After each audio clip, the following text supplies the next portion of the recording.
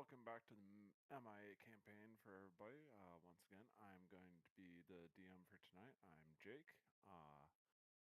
Got a couple of new players joining us Sorry. on our video today. We got our newest character, another Justin. Yeah. I'm Salasso, aka Justin. New Justin. Not me, basically. We also have our friend Matt joining us. Yo, how's it going? I'm Cole, like the department store, but not really. I come and go very randomly and just get into trouble. I'm a rogue, level 8, right? Today? Level Correct. 6, I believe. 6. Oh, 6, yeah. And yeah. And then, of course, we once again have the Justin that's usually with us, Maestro.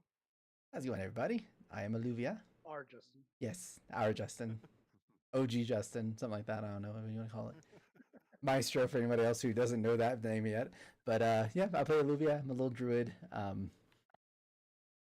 It's a fun time. He's messed up. Really messed And of up. course, Casey. Hey yo, playing Cuddy Sarks again. Alright, it's gonna be one hell of a time, when we get us going. So, just as a quick recap for everybody, we had arrived on this island called Farder Patji. Is a very hostile jungle where just about everything seems to be trying to kill you, from ants that'll poison you and leave you dead in 3 steps to giant beasts made out of plants that seem to want to attack people. Unfortunately, while harvesting some dragon wood for a certain item that he wants to make, Maestro, or sorry, gotta get the right names. Alluvia and Cuddy, along with a couple other people, had been attacked by one of these apex predators. Cuddy, upon ripping it in half, released some weird spores that were unfortunately inhaled by our druid friend Alluvia, who was immediately knocked unconscious and curled up in a bit of pain. Returning to the little village area, you guys were unable to find a cure for him. However, they did cast a spell to kind of hold back some of the stuff that was happening, along with his own little inner demon, we'll call it, also helping to fight off whatever this thing is that's inside of him. As night came around, you guys were approached by a green woman made of leaves that asked for your help, essentially, to come with her to the part of the jungle to solve what is going on here. And if you guys did not comply, then she could only hold back the predators for so long. You guys decided to go along with, and you guys came across this lovely swamp area that you guys see in front of you, where a giant amount of the swamp just rose up, formed a body, and started attacking you guys. You guys do find yourselves currently in combat. This is going to be for Cuddy and Aries, who joined us last time, before we will be able to get Cole and uh, the lasso into the group with us. But it shouldn't take too long for us to get to that point.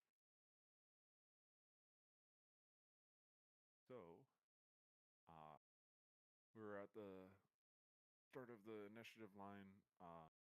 Davis, who, although is not here, in the funny dwarf guy or gnome guy that he is, he would have probably pulled out his butcher knife and kept trying to attack this big thing.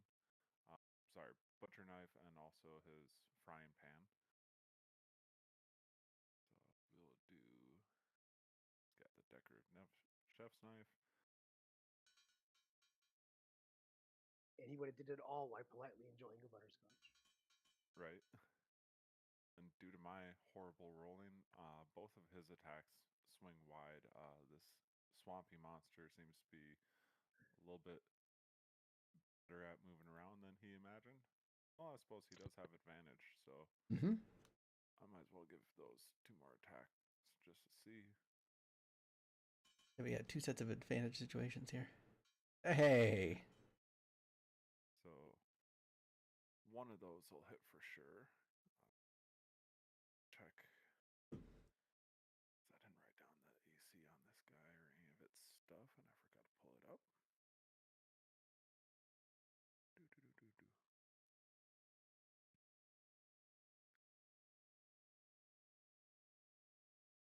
15 armor class.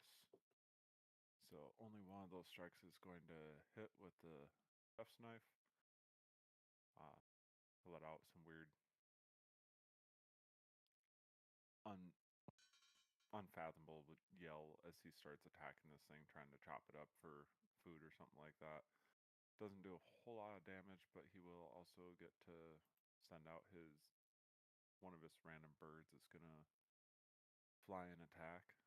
Do this character any justice? I'm sorry.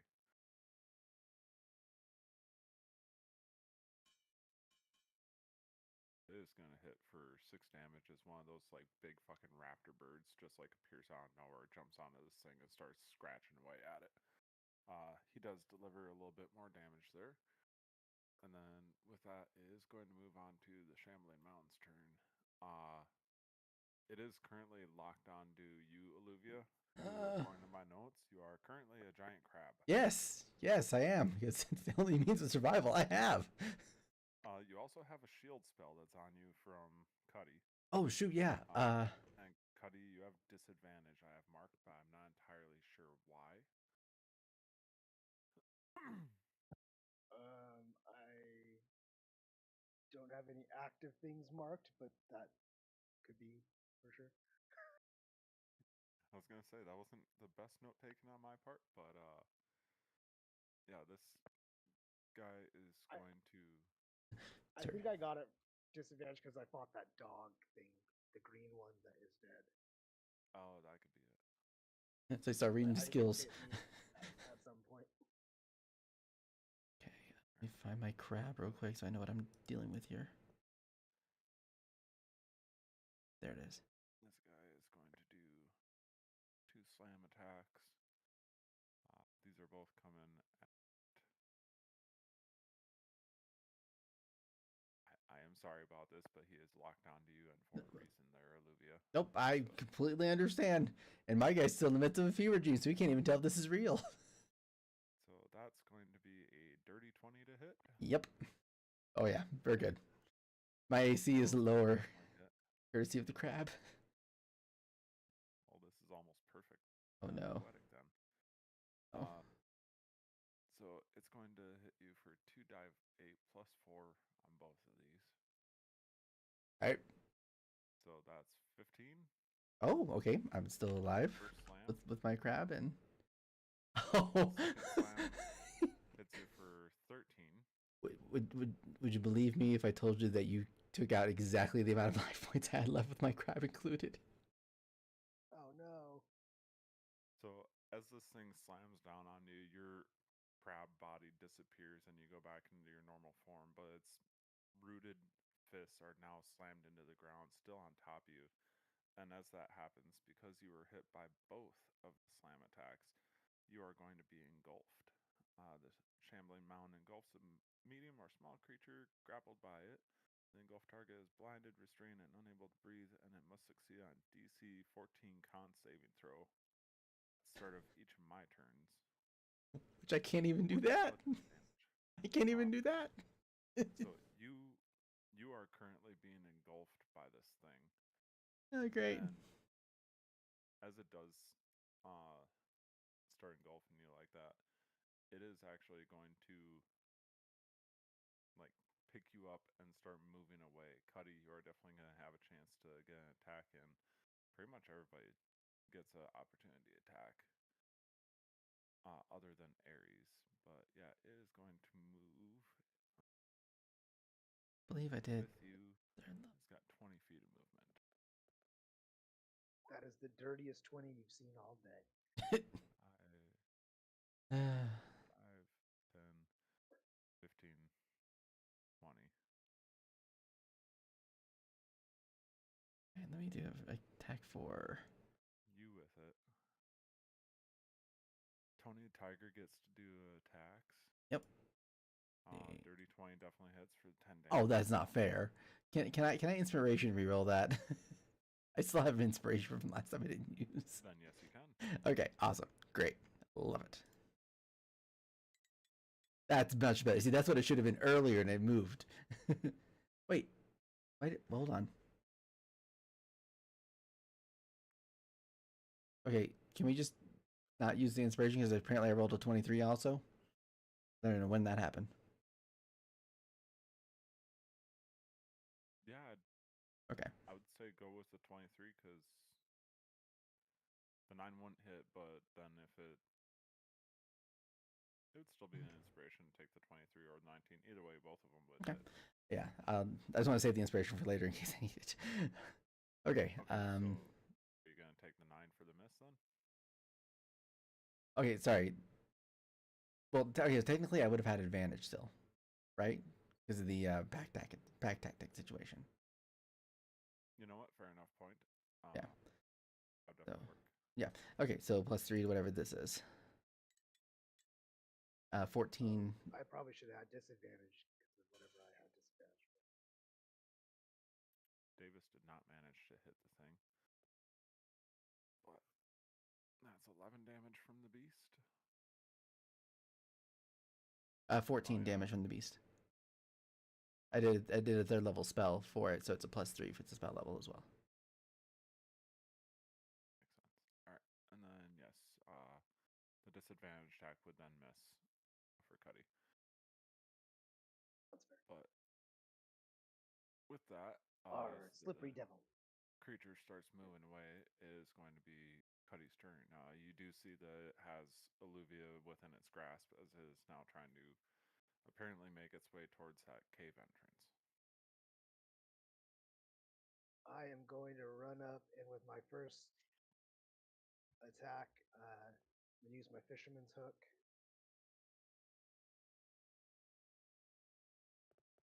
Which is a 24 to hit.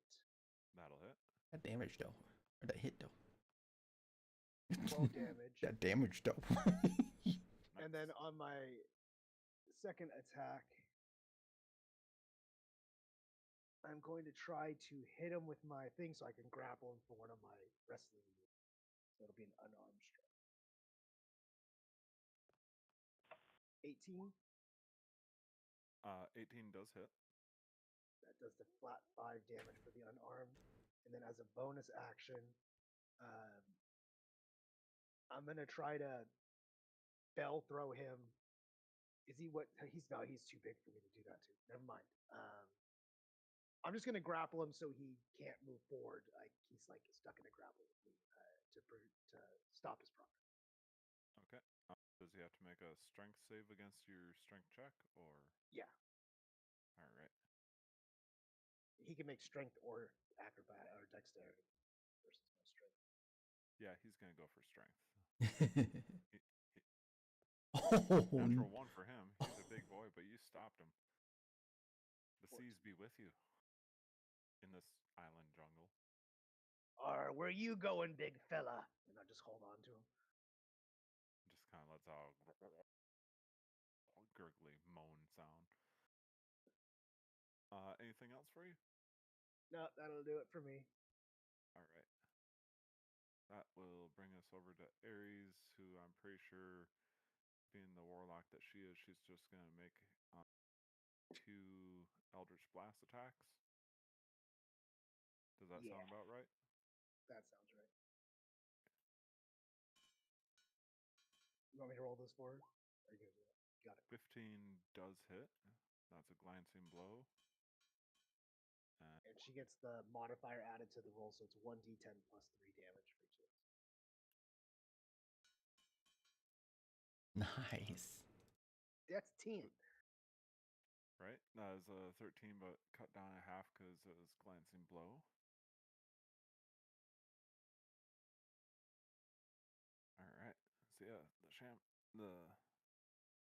Shambling Mound is definitely starting to look a little bit rougher for wear as you guys are laying into it. She is going to kind of stay back, but within her huge 300-foot range of that. And yeah, that'll bring us over to Alluvia. So at the start of your turn, Alluvia, you need to give us a con saving throw. Even though I'm unconscious, I still make con saving throws? Oh, are you unconscious? Oh yeah, like you took out like the exact amount that I needed to not or to not survive. Oh, I thought you said I took out just enough to take out the crab. No, crab and me. Oh, Both. Yeah, like I am out cold right now. okay. That's why I was like, Man, I really wish some backup from the ship would come to help us while I'm holding this big guy. so Alright, so I just need a death save from you. okay, that's If you want public or whisper, your choice. I'll just public it. It's fine. Come on. Oh. Only if we had a healer. We'll take 17. That's a good start. Okay. Yeah, that's definitely a success. And Tony is not a concentration spell, and he will still obey the last action that I gave him. I believe it's not a concentration. Oh, never mind. I'm sorry. Tony's gone. Oh. Tony, upon me getting destroyed, you see Tony disappear in a blotch of ink. Basically, just... Tony! Man, I was gonna have Tony do something too.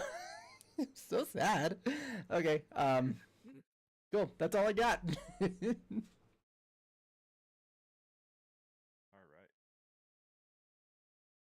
I'll bring us back over to Davis.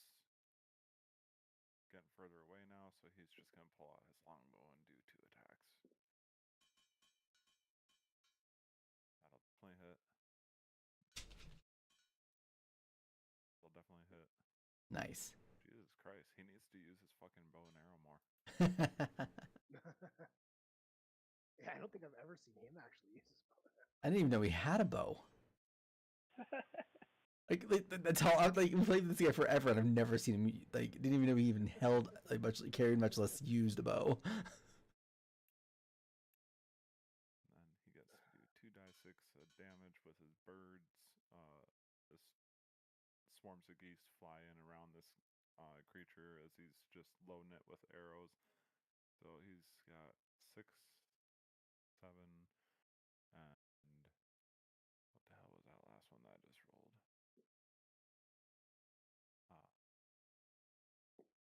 Another 7. I just see So 6, 7. that's going Oh to my be gosh. 20. No, god. That's going to be 20 damage that it does, or that he does onto the shambling mound. I'll see myself out. You hear Alluvia in the midst of being engorged. Scotty, stop!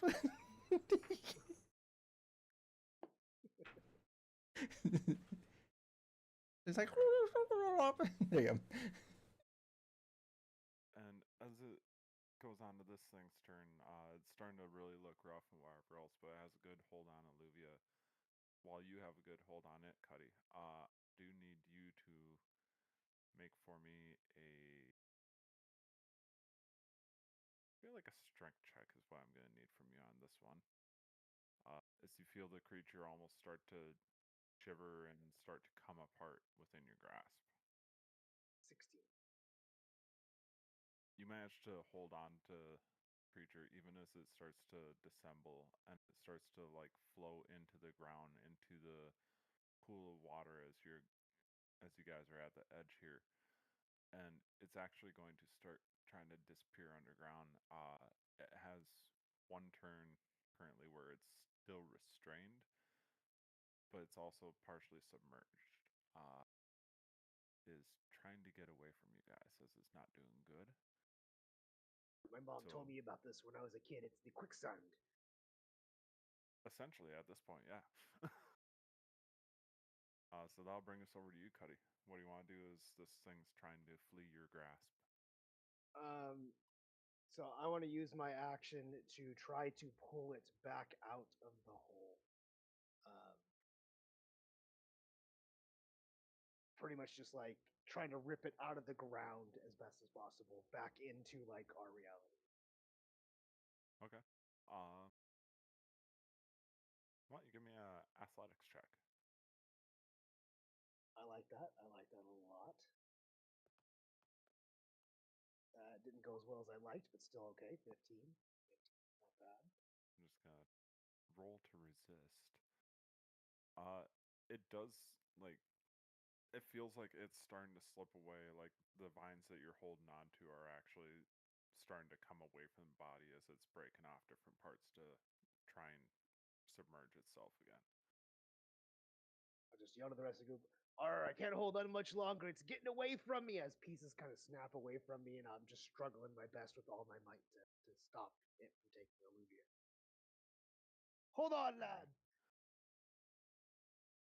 Awesome. Anything else that you want to do? No, that's my whole turn. All right.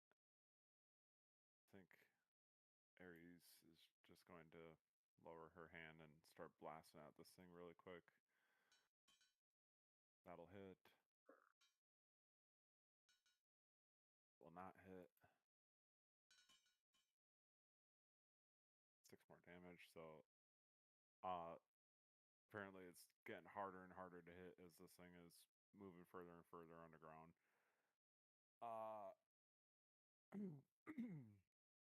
Then I guess that'll bring us to Alluvia. I am trying to kind of get this part to wrap up quickly. I'm not trying to have you guys wait for us, Matt and New Justin.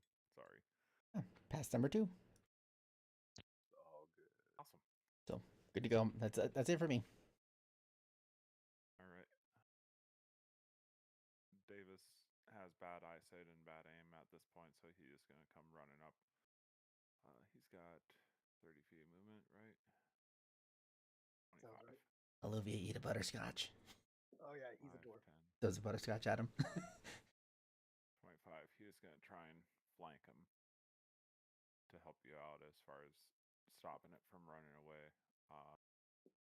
Despite the longbow being really good, he gets advantage on these attacks. So 17 definitely hits. So he's going to chop once.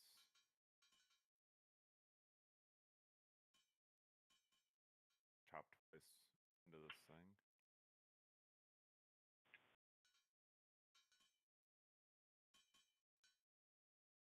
Jesus Christ. Good night. Fucking unloading on it. And then he gets 2 more bird attacks in there. Get him. It's a 7 for the bird attacks, Jeez.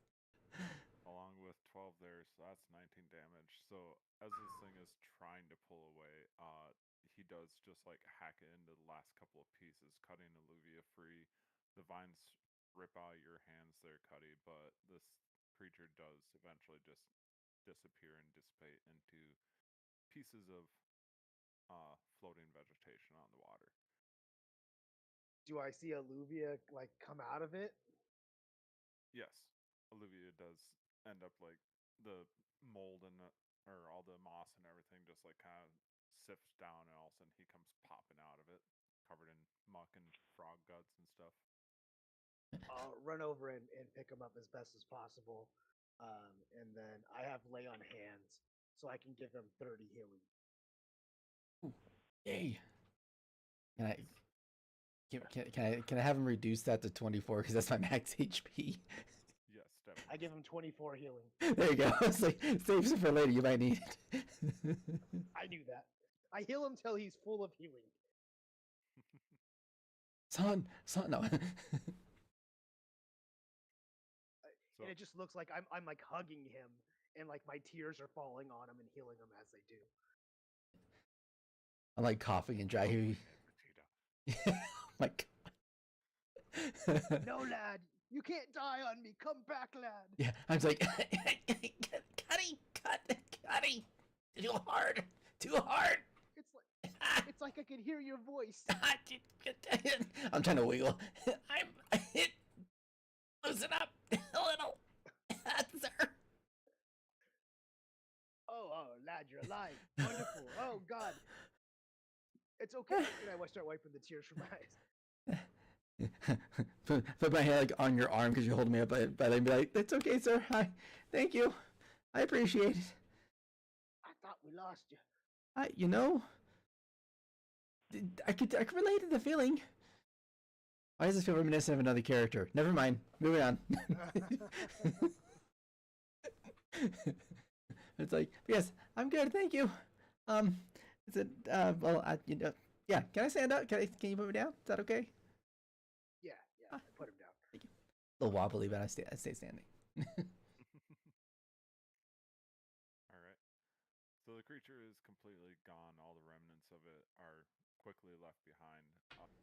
The floating leaves of the druid lady kind of rush past you guys and into the cave opening in front of you guys. That's located up here at the top of the screen. Uh, in this moment, as everything is kind of cleared up and whatever else, why don't you guys both give me a perception check? Aight. Perception. There it is.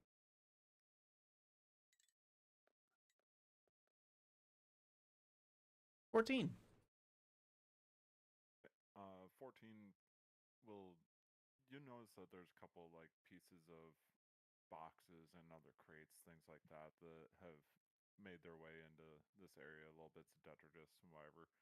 But Cuddy, you notice a couple of the boxes and crates that you're noticing have like the insignia from your guys' ship, and as you're looking around, you see drag marks leading into the cave, and you even find what appears to be a knife that you could swear you've seen Cole holding before. Our doesn't that look like our stuff over there? Now that you mention it, I did have to move that box over to fix the ship once. And that looks like Cole's knife. I remember him playing that game where you put your hand out and stab your fingers. That's why he's missing a finger, I think. I thought he was crazy for doing that the first time. He kept doing it? Oh yeah, he loves that game. Oh. Well, you know. I'll mend his finger later if he wants to. Well, I mean, and I did I notice the drag marks, or he knows drag marks? He would have noticed the drag marks Okay. for sure. You just noticed the detritus and stuff like that. Mm. It's probably his height vantage. Okay. I would definitely point him out to you though, as I'm kind of talking through the rest of the stuff, and be like, you know, maybe these drag marks lead somewhere. They kind of go to that cave over there. Yeah, I mean, probably a good idea to go check it out. I mean, I'm assuming that's probably where we need to go anyways, with the spirit lady forest thing. Yeah. Yeah. Okay. Well, if it's okay with you, can you take the lead on this one? I will back you up. Or only if we had a rogue to take the lead here, but yeah, I'll go. Well, I mean, I'd rather have someone who's burly. They can at least handle some hits better than I can. I sent you a link to the stream on your phone. Yeah, I'll head in. Okay, so you are aware it is a very large cave opening. It's probably a good 20 feet wide across, so easily can walk shoulder to shoulder with each other to go through if you wanted. But the swamp air thickens as you follow the drag marks forward. The trees here are older, twisted, braided together like they've grown around something that they fear. The trail leads into a break in the earth, a low-rooted, choked opening, half hidden by hanging moss and slick vines. But the moment you step beneath the overhang of the cave, the air changes. It becomes damp in a way that feels indoor, like stepping into the mouth of something that has been breathing for a very long time. The glow of your lights catches on the walls. You see wet roots pulsing faintly with a sick green sheen. Then the vines above you shudder, not from wind, not from weight. They move like muscles tightening. And I need you guys to make me a dex save. Oh, Dex save, okay. Oh, you know what? I'll take that. 17. yeah, 19. 19's not bad. I'll take it too. You guys both jump out of the way. However, due to storyline, this will work out great. Cuddy and Ares do not manage to jump out of the way of the vines in time. As the vines fall on them, you guys jump out of the way, and you see that they are quickly wrapped up and dragged away from the entrance of the cave. Probably letting out a couple of screams like, "Hey, no, no, let me go!" Like thorn whip miss. Oh. I'm assuming you meant Davis and. Yeah. What did I say instead, Davis? You said Cuddy. Oh damn. I'm cut.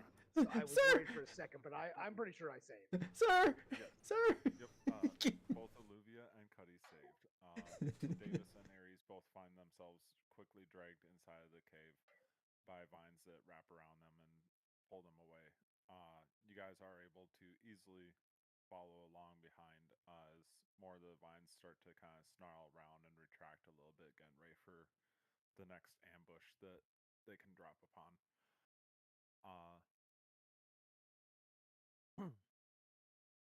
It takes a little while of doing some walking for you guys to get there. Is there anything that you want to talk about as you're going through?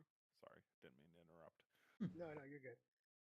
I was gonna say, Arlad, we gotta go save our friends. We can't let whatever this thing get them like they were trying to get you. I agree. Hopefully they'll be okay by the time we get over there. 'Cause I don't even know what we're dealing with here. I will also do a produce flame in my hands. That way, in the event that they try to come after us again, I do want to throw my flame to try to, deter them a little bit as we're going. I have the sending stones. I want to send a message back to the ship, back to the crow song, that we could use some help. As you pull out the magic stone to start speaking into it, you get a lot of crackling sound coming back as if the signal for the magic is somehow being obstructed. Much like that. No. Oh, that's no good. All right, can't get a hold of the ship, lad. We're on our own. Well, I mean, at least, there's two of us here instead of just one, so it's a good situation, I think. Two is better than one, I'm told. That's right. It is. So, but just so you're aware, I can't turn into animals from here on out, though, because the crab was the last one I got. But I can bring Tony back later. Just stay behind me for now, and we'll continue forward, and we'll take it as it comes. Sounds good. All right. Yeah, but yeah, by the way, for the purpose of my safety, it's the reason why I'm behind him, not because of a narrow path. The event that we get attacked from the front, he has a better chance of defending it than I do. Right. So we'll just progress. We'll just progress forward as we have this conversation. Yep. So the tunnel slopes downward into darkness, and the temperature rises with every step. The walls are not stone anymore. They're layered thick cords braided into ribs, slick with glowing sap that pulses like veins. The air tastes metallic, sweet, like honey mixed with blood. Sound dies here. Your breathing seems too loud, your heartbeat too close. The vines dragging your companions pull them forward with calm inevitability, like a river current that has decided where they belong. As you guys follow the vines, you see that they disappear into an opening. And you guys now find yourself looking in to this cave. I do want to say something before we get to this point. I would look at Cuddy and be like, Cuddy, sir, this may not be the best time for jokes, but you get the feeling that they were kind of being strung along for a second there. Just, being drugged, It's just I know, not the best time, but it was kind of there, and I felt like it was appropriate, and I was told they need to make more jokes. So apparently I'm funnier that way. All right. It was a very good time for a joke. With every heavy situation, you need levity, lad. And There that you was terrific. Awesome. Good job. I give him like a good hard pat on the back. Good job, bud. Thanks. Trying to look a little more confident, but I'm still terrified out of my wits. So, the tunnel opens suddenly into a vast hollow chamber. The ceiling is high, but you can't tell how high. Mists hang in the air, thick with drifting spores that glow faintly green like drowned fireflies. Dark water pools across the floor in shallow sheets, rippling even though nothing touches it. The walls are alive. They are covered in vibrant moss and root lattice, and within that lattice are shapes. Humanoid silhouettes pressed into the growth like bodies wrapped in vines. Some breathe, some twitch. Dozens of them, suspended, preserved. The air is warm, but it's not comforting. It feels like standing too close to a living heart. And beneath it all is a pulse. Slow, heavy, ancient. Felt more than heard. This is not a cave. This is the inside of something.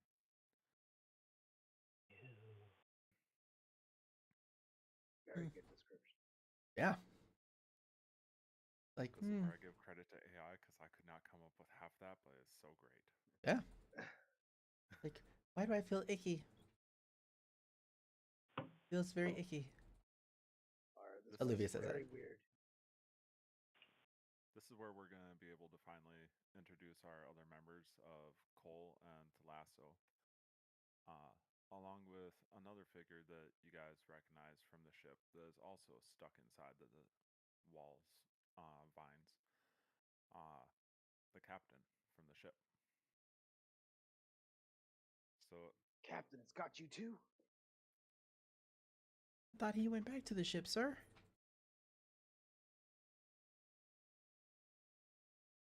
Great. That's like what, like 4 people now? You see me like going through fingers like you've got Aries and got Davis and got the guy the lasso guy and got this guy over here looks like Cash. Anybody else I'm missing?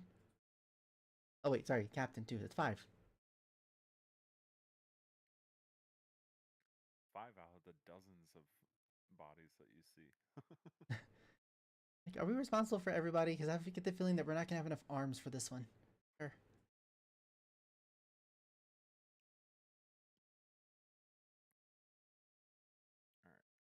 All right. This part is mostly for Cole and the lasso. Uh, your eyes adjust to the green glow, and you see them clearly. Bodies cocooned along the walls, half embedded in the mass. Some are villagers, some are beasts. And then you see familiar faces, crew members from the ship, bound and hanging like offerings. And among them, Captain Greyfeather, restrained like the rest, but still upright, jaw clenched, eyes open, fighting to stay awake. And around his neck, a coral necklace hangs like a wound that never healed.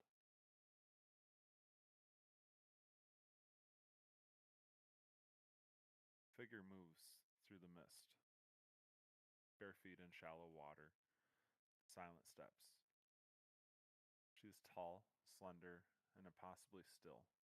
Skin the color of fresh moss after rain, hair hanging like wet vines, a crown of bark and leaves frames her face. She moves between the cocoon bodies slowly, gently, like a priest walking through a cathedral. She pauses at one captive, touches touches their cheek, and the vines tighten slightly as if responding to her attention. Then she stops before Captain Greyfeather. Her head tilts, her eyes narrow, and the glow in the chamber brightens for just a moment as if the cave itself has taken notice. She reaches out and hovers her hand near the coral necklace. It doesn't glow, it doesn't hum, but the roots around her recoil, subtle, involuntary, like a living thing pulling away from a thorn. Green Woman's expression shifts, not fear, but recognition. Her voice is soft when she speaks, almost reverent. Containment, old and hungry. She keeps walking around, looking at all these different people. Olivia and Cuddy, as she's walking around inspecting all these bodies, what are you guys doing? Hmm. Does she seem to notice us, or are we just kind of? Currently, you guys are like at the mouth of the opening. You guys haven't come out into the cave itself, so she's just walking around checking the harvested bodies. I'll probably be like, we should stand back, lad, and try to hide a little and see what she's doing. This all feels very weird to me. I mean, you're not wrong. Let's see. I am going to, let's see. I think I have some stuff that can help with the stealthiness for me at least. I wish I had more stuff I could do. Okay. Meta, I think like getting this a surprise before just barging in, probably the best plan. But I don't really know what she's up to necessarily. Okay. Oh jeez. I am going to, yeah, I'm gonna try to hide myself like right over here where there's a little bit of darkness. try to use the darkness in my outfit to kind of give me a little bit of a help there in case. Although I kind of would be like, I'm not sure if me hiding is going to be the most beneficial thing, but I'll give it a shot since I'm here. I'll try to hide on the other side somewhere to not give Olivia away because I'm gonna suck here. I'm sure. Oh my gosh, Ray. That is the second time now we've either rolled the same number or got the same result. All right. So you guys are able to easily kind of hide off on the sides as you guys are keeping an eye on what she's doing as she's walking around. But I would also like you to give me a perception check as you're kind of looking around through the mist and spores. Natural 20, baby. Nice. And Natural I will one, start- baby. So Boy. Lasso and Cole, you guys can also give us a couple of perception checks. Talking about some extremes. Can perceive things. Yeah. Gotta get the quack. Nat Yeah. 20. Boy, let's go. Did you get a nat 20?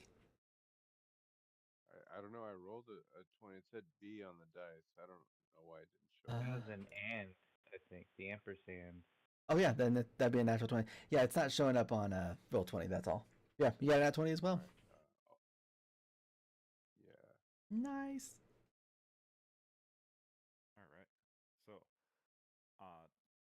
Cuddy, you're Oh yeah, it shows up probably... in shows Oh, up in the probably. D&D Beyond. Okay. All right. So, Cuddy, you're probably a little bit too focused on what the lady is doing, keeping an eye on her in case anything dangerous happens.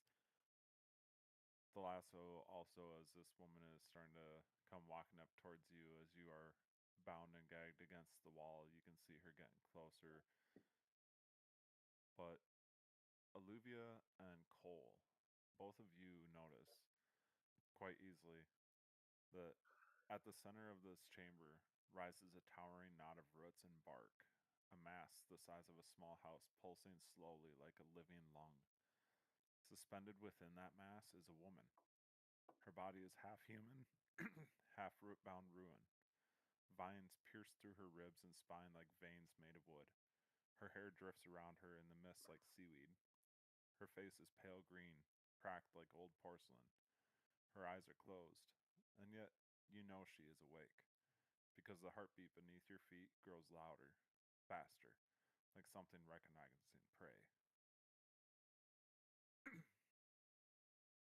As you notice this, her eyes open. They are not kind eyes, not cruel ones either. They are tired, ancient, and the eyes seem to focus, in this case, they are going to focus on you, Olivia. My whisper was accurate. What's that, Cuddy? I just said, uh-oh. But Olivia, the eyes focus on you as if you are the first thing that she has truly seen in centuries. And her voice does not echo, it simply appears in the air heavy with dampness. You came. Good. The jungle has been starving for answers. She pauses and the roots around her tighten like muscles. I can feel what you carry. A curse that holds, a fire that ends, and strength enough to survive being here. As she speaks, the green woman that's walking around also turns to start approaching the cave entrance, where both Olivia and Cuddy, you are very much noticed now. But as she speaks, you guys all hear these words, and your eyes are drawn to three growths within the chamber. 1 second. Whoa. Oop, that's the wrong layer. Ooh, that would have been dangerous. Ah. I was going to put the map onto the token layer, and it's like, no, I don't need to do that.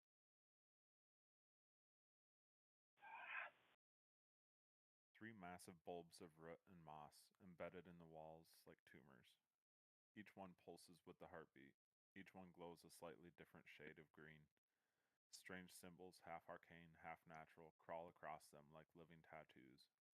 With every pulse, the symbols rearrange, trying to form a pattern that never quite completes.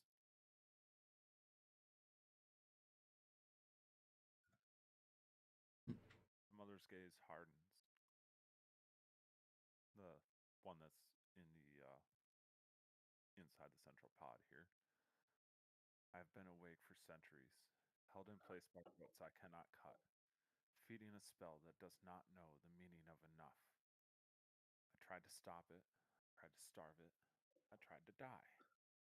Her voice trembles, not with sadness, with rage at her own helplessness. And then the jungle whispered to me. It told me strong ones had arrived, strong enough to reach my door, strong enough to kill my guardians.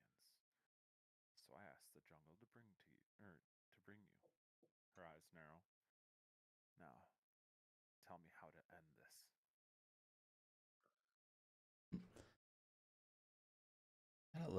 I look over at Cuddy and it's like, well, can I ask a few questions first so I can understand what's happening here? There's a lot of things that are occurring that I'm not aware of, I'm not fully understanding here. What do you wish to know? Um, Starts to walk towards you. okay, and I'm basically just gonna stand here out in the open, just to, no use hiding at this point. I'm gonna be like, what are the things that are, and I'm gonna point to the green and the purple, as I'm assuming I can see those two and not the red one in the back. Like, what are those, if I may ask? They are pieces of the spell held together.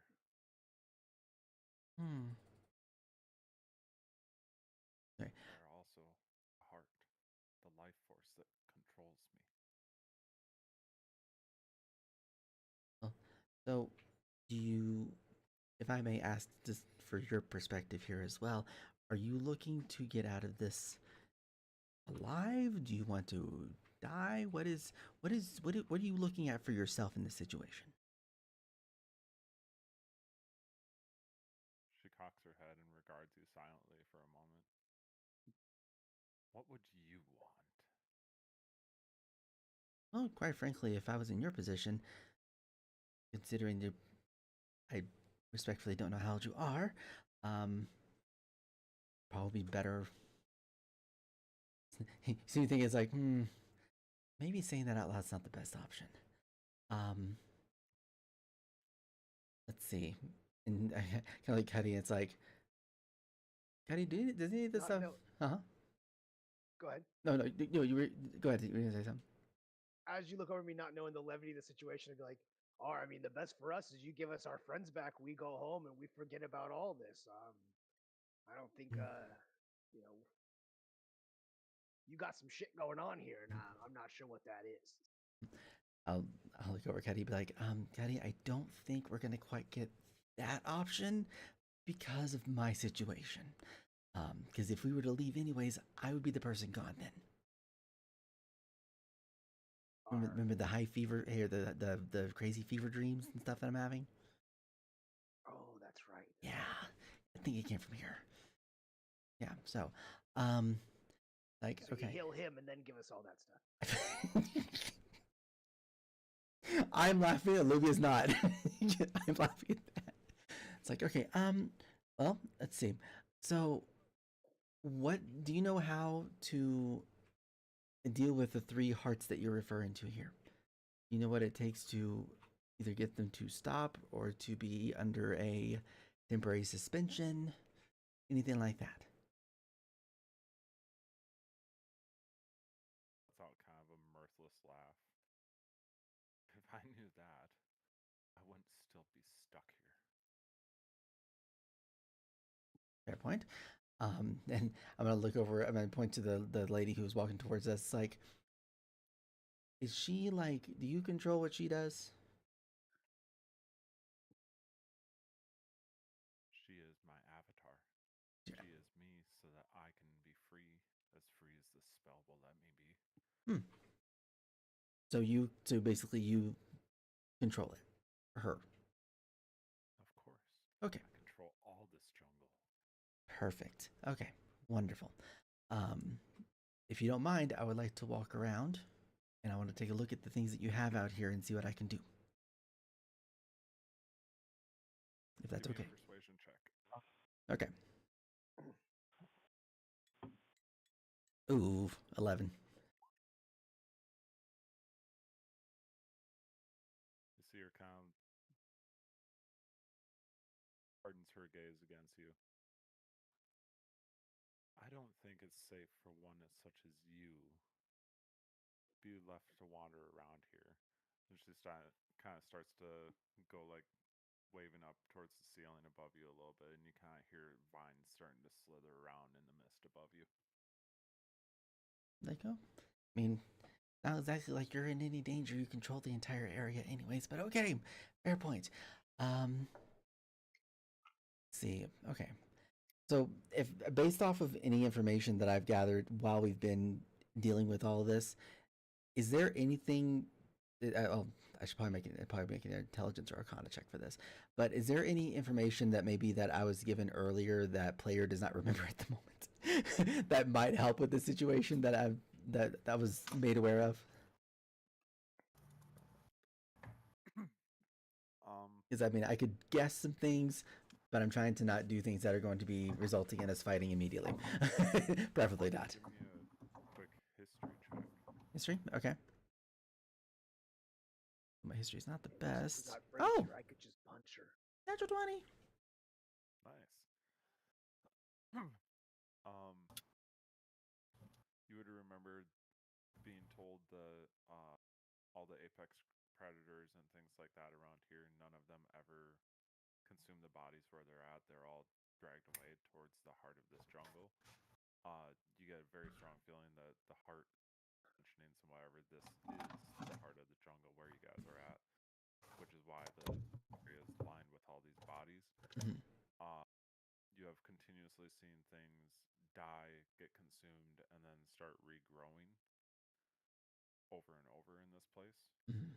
And the island is only a few hundred years old, and the jungle on it is far beyond what should be here for that amount of time.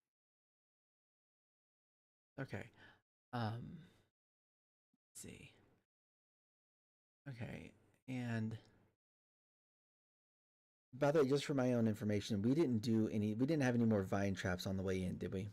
We didn't run into Nope, anything on just the one at the mouth. Okay. All right. So I look over at Cuddy and say, sir, gonna need you to take a rough truth for a second here, if you don't mind. Sometimes we gotta look in before we can look out, you know? Perfect. If the worst case scenario is that the situation happens here and I die, please just get out of here with everyone you can. Mainly our crew, preferably. You know I can't leave you behind, and I can't make that promise. Well, I'm telling you that anyways because there's a good chance that you're not going to be focused here in the next few minutes. Just want to make sure you're aware of that before I do any more actions. Trying to be careful. And I'm going to. Got a lot of other friends here, so I try to get everyone out safe. Yes. So I'm gonna walk up and be like, all right, well, I think the main thing we're gonna have to do, and I'm going to walk up here, just to about here, not too terribly far away. I do want to check one thing. Okay, where are we at? From what I can tell, how thick are those vines around everybody that I can see? I would say that's probably like good 6-inch wide vine that's wrapping around everybody and whatever. Some of the older bodies have thicker vines around them, but your couple of crew members that you see hanging around are, some of the newer, thinner vines. Newer, thinner vines. Okay. So what I'm going to do, actually, I'll walk up here, and I'm looking around, and I'm kind of focusing on the avatar for the moment, and I kind of look back at Cuddy, and it's like, you might want to get ready for earlier than later, and I'm gonna pop a flame in my hand. I'm gonna throw it at the Lhasa. Try to get the vines broken. I'll pull out Alright. my lightning javelin in preparation. So, I'll try to do an attack roll. It's a 10. I'm aiming for the vines, not for him specifically, if that helps. I'm not trying to actually. Like, not trying to. Oh, well, that's a fair point too. But I'm trying to break the vines in an attempt to free him. Just I need extra help. This is not going to go well for two of us. Okay. Well, I will say that with a 10 that does hit, it's kind of just a cave wall that you're kind of throwing the thing at, but you have a general target of it. General target. So I will say that you do hit that area. Roll me a I-20 to see how accurate it was if you hit him or the vine itself. 10 Okay. plus you hit the vine. Let's see. Boink and boink. Big money, no wins. Big money, no wins. 14. And stop. 14. So Oh, it didn't show it on this side. Sorry. you do manage to hit the vine itself. Okay. It does start to kind of wither away and shy away from it. You notice that there is a bit of a gray tinge to the flame that you sent out, though. And as that happens, you do see the vines around the lasso kind of pull away, and he's now free to be able to move around. Oh my god. My back. And after I do that, I'll look over at the avatar and probably turn slightly over towards where the actual mother is. I want to badly call her Genova, so badly. I'm just getting Genova vibes from Final Fantasy so much. I have to say it right now just to get it out of my system. But I'll look at her and be like, unfortunately, if you want your help, you can't make demands by taking people that don't belong to you. And that includes the crew that I work with. So, you'll excuse me, I'm going to take care of my business first, then I'll get to yours next.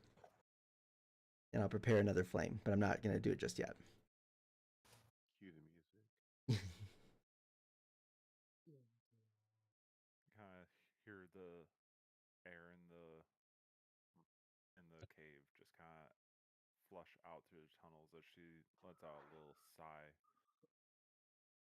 I see. So it's going to be like this. I need to have a test. If you're able to break down my doors, maybe you'll have enough to break me. Or maybe one of you will suffice to replace me. Somebody else to take over this cursed role. And with that, the avatar in front of you begins to grow Yikes. and change. She's a grower, not a shower. So help me if it's that same thing we just got done dealing with.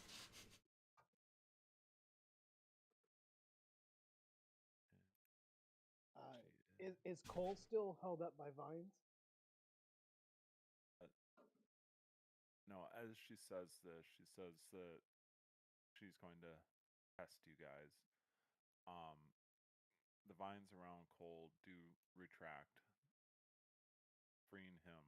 The vines on the captain do stay, though. He is currently restrained.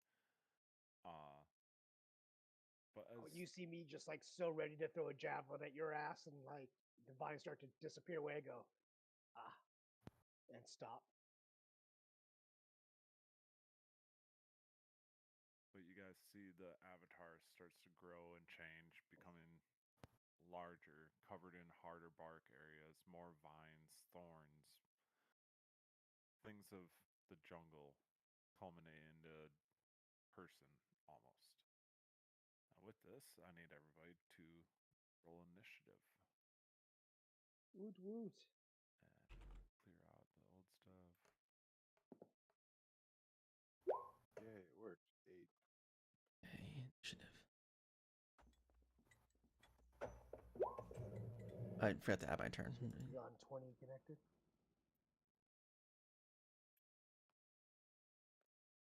Oh no. 8. Oh boy.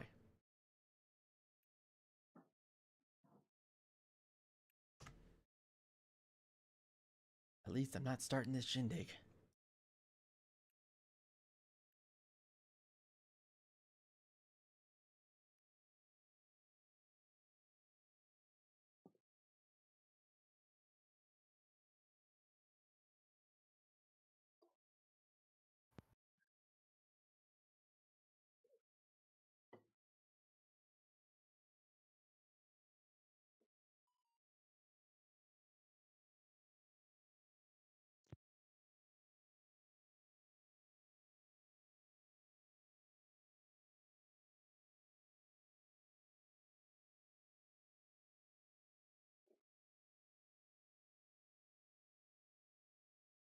My typing's too loud, please let me know.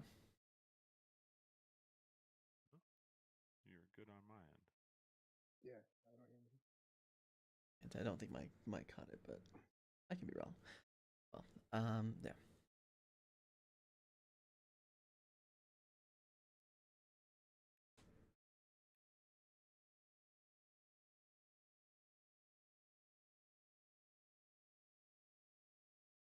Am I just supposed to call it out? Oh, there you go. Sorry. There we go.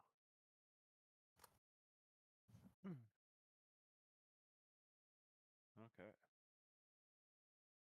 So, to start us out in this initiative, as both Cole and Thalasso are now freed and whatever, Thalasso, you get to start things off as this giant lady of wood and leaves, and swamp life comes to life in front of you.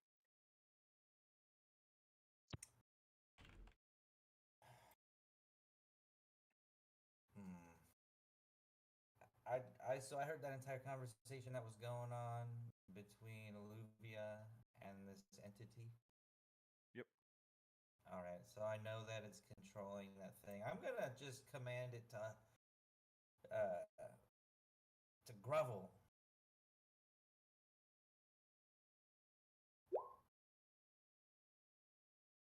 All right. It DC is going 15 to save. Wisdom. wisdom save. All right.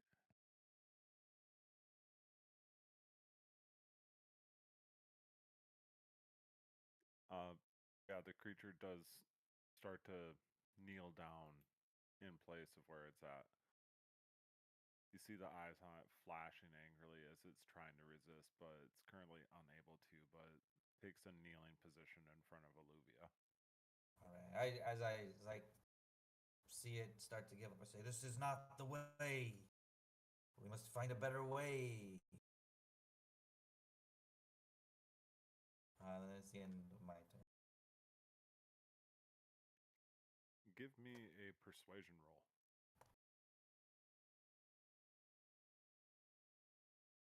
Oh. uh, ooh, Nice. nice.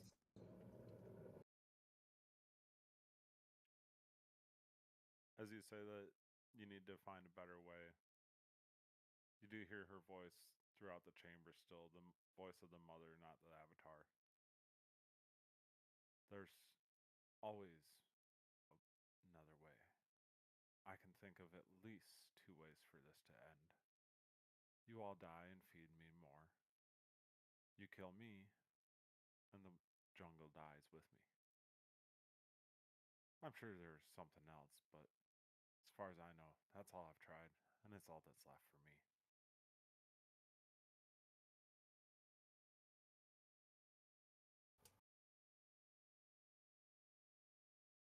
And with that, did you have any movement that you wanted to do, or any bonus actions? I'm just gonna hang out right there for now until I see what happens next. Then it is the avatar's turn. Do I have to save uh, to overcome the suggestion or the command, or forget how that works on my end of things? Must succeed a wisdom saving throw or follow the command on its next turn. It doesn't say anything other than that, but I assume it would be like you'd have a chance to save each of your turns. I'll throw that up in. Did that up? Put it up. No, let's see. Should be a The display upper button, VTT. it'll say display in VTT. There we go. Okay. Just save and throw or follow the command on its next turn. Okay, so yeah, this is the turn where it has to do as he said, and it kneels and does its groveling form in front of Alluvia here. And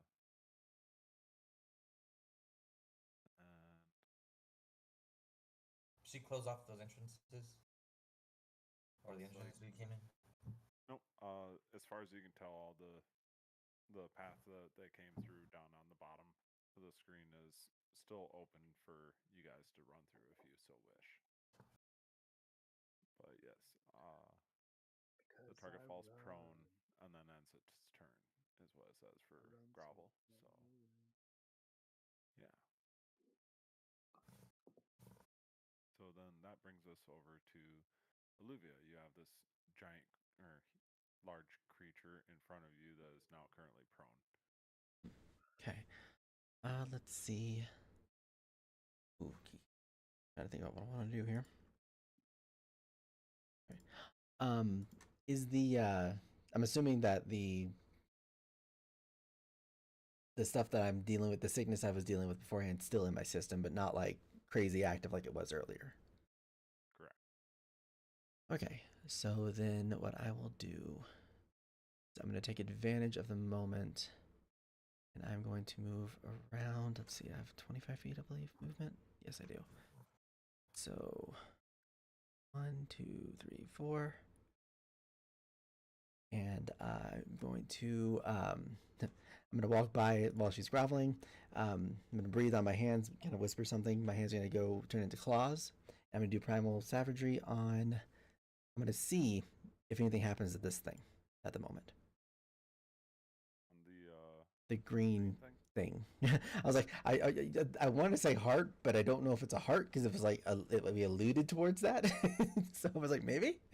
So yeah, I'm gonna try to attack and just see what it does. And I did drop that flame, by the way, that I had started up. 24 to hit. That'll definitely hit. Okay. And let's see how this goes for damage. Maybe. You roll my sense. There we go. It's going to be for a total of 8 acid damage. Acid? Acid. All right. Yes, you are able to attack the, I'll just call it a node. You're able to attack one of the nodes that's nearby, hitting it with your acid damage. Seems to have the desired effect that you wanted as you put a couple slashes into the thing. As you are looking at it, give me a perception check. Okay. A perception. 11.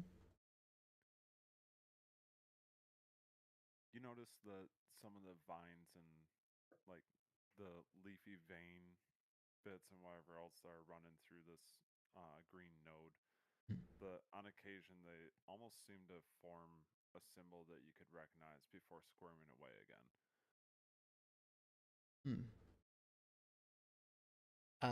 If I'm able to slightly narrow that down a little bit, is it something like I personally would know, like involving myself, or like a general knowledge with like traveling? Like I've been on the ship with everyone. We've been to a bunch of different places. I saw a country's flag symbol. Like I'm trying to see what am I able to figure that out with that 11 or not right now? So essentially, like if you're looking at a leaf, you know how it's got the little veins that run through it. Mm-hmm. Those veins almost start to like form up what would be considered a word or a symbol, something noticeable before wiggling back. Okay. In that way is how it's recognizable. It's going into some sort of geometric shape, we'll call it. Okay. Cool. Then I will leave that at that for now. And I'm assuming that the shield spell is not active on me, right? That's still not good. Okay, cool. That's fine. I just want to make sure because I'm going to mentally be looking for that. All right. Let's see. Bonus action wise, I don't think I have a whole lot I can do right now. Nope, it's an action for that too. Okay. Yeah, that is going to be all for me for now. All right. And I do go back to face this groveling lady back here to make sure I don't give her a chance to get from behind. Sounds good. Then that'll bring us over to Cuddy. Did awesome. I am going to go 5, 10, 15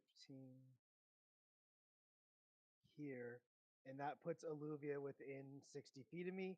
So I will cast Shield of Fate on Alluvia again as a bonus action. Perfect. That gives Alluvia the +2 to their AC. Yay. While I concentrate on that spell, so I will be concentrating to make it happen. It lasts 10 minutes. And then I'm going to use the rest of my movement to walk over this way as I saw Alluvia attack the little thing. I'm going to attack this purple one by throwing a javelin at it. All right. Go ahead and roll for attack. Sorry. Harpoon, I should say. The boom. 12. Unfortunately, that misses. It flies just a little bit wide. I will pull out a second one and throw another one, being like, "Gah, or I'll get you this done." And also missed with that one. Correct. You're a slippery little one, aren't you? And that'll be it for me. All right. And as you also are looking at this node, go ahead and give me a perception check.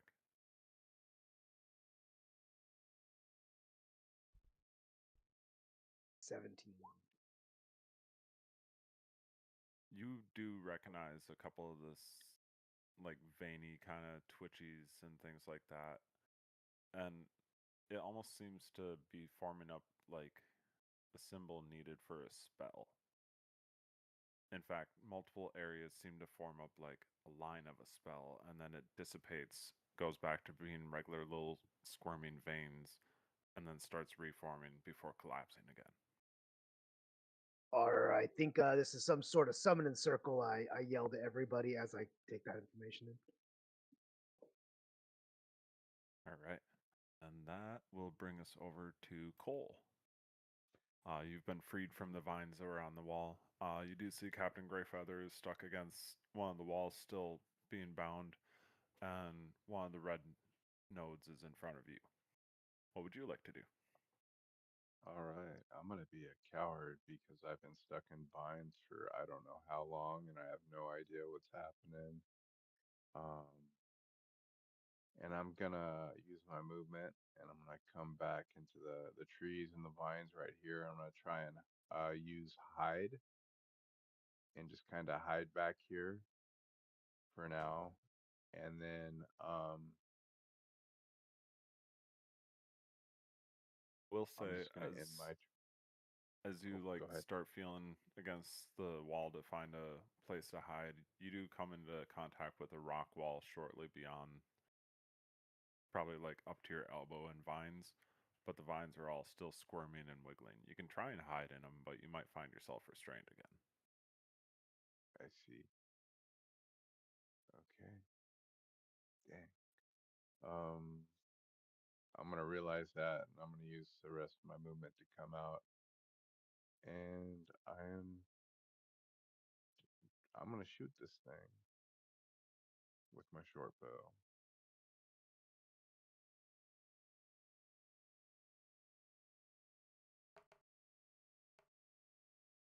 $11. Fortunately, that misses. Your arrow flies true but bounces off harmlessly as you're in such close range. Then I'm just gonna end my turn right there. Right.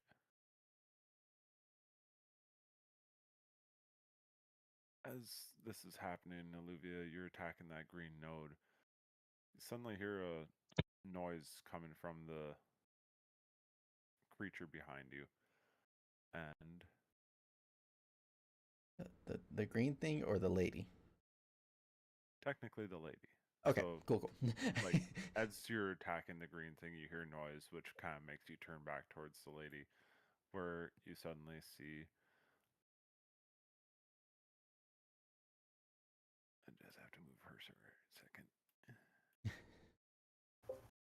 She's You a see lady. a living twig blight creature coming off of the avatar. And it is going to come at you for attacking the node. It's not going to have anything for me on there.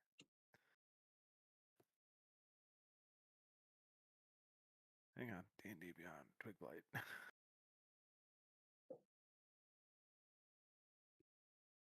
There you are.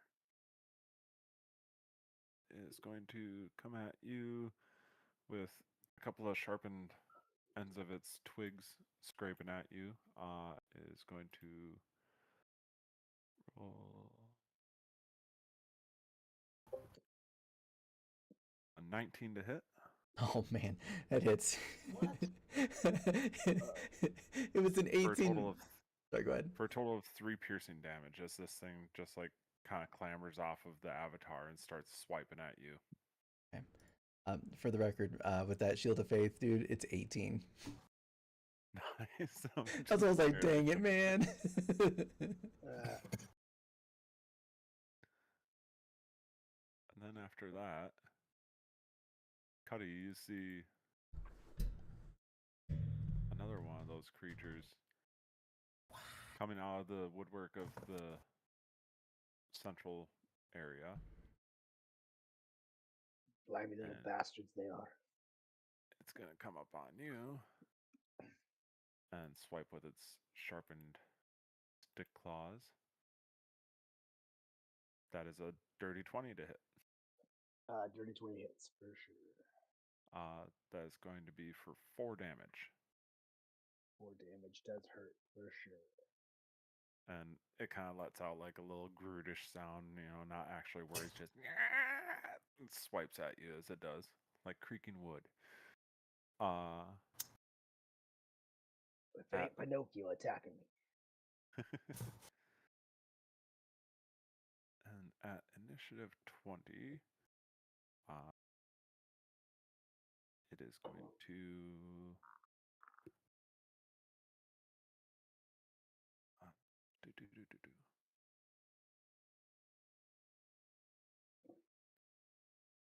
yeah, that's not anything there. You will need to make a everybody is going to need to make a con save for me as the mist starts to lower down on you guys and you see purple dust floating down from within the mist. Okay. Does that have anything to do with being frightened? No, it does not. Cool. And it's a con save, you said. Yes. Okay. I'll take that. 16. All right. Then we just need one for. Nice. Look at those numbers. Heck yeah. You all managed to pass as some poisonous spores come floating down. You all hold your breath in time for as it comes near you and whatnot. But with that, A night on the ship when we have beans is worse than this. Yeah. That'll bring us over to Thalasso. We'll get one more round in us before we do the break. Okay, so this is one of our player characters here. Mm-hmm. Yes. Okay. That would be Cuddy, Casey's character. And this is the captain, right? Yes. Okay.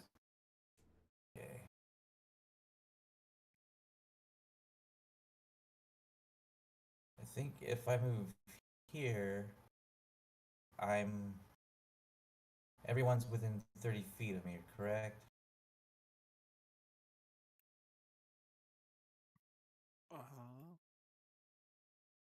Oh, whew, all right. Nice job. Nice played out placement. Jeez. So, I'm casting Bless. I don't know if it popped up on there. Mm-hmm. Yep. But I'm gonna hang out right here and concentrate real hard. And I want all of you to concentrate just as hard as me. And hit it. Hit with your next attack. Nice. All right. I mean, I like that.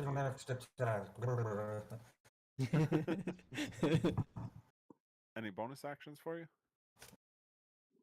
I don't know. Is anyone like hurting? Did I see anyone take a lot of damage or anything like that? I think the only person who's been hurt is me, and it was very, very small.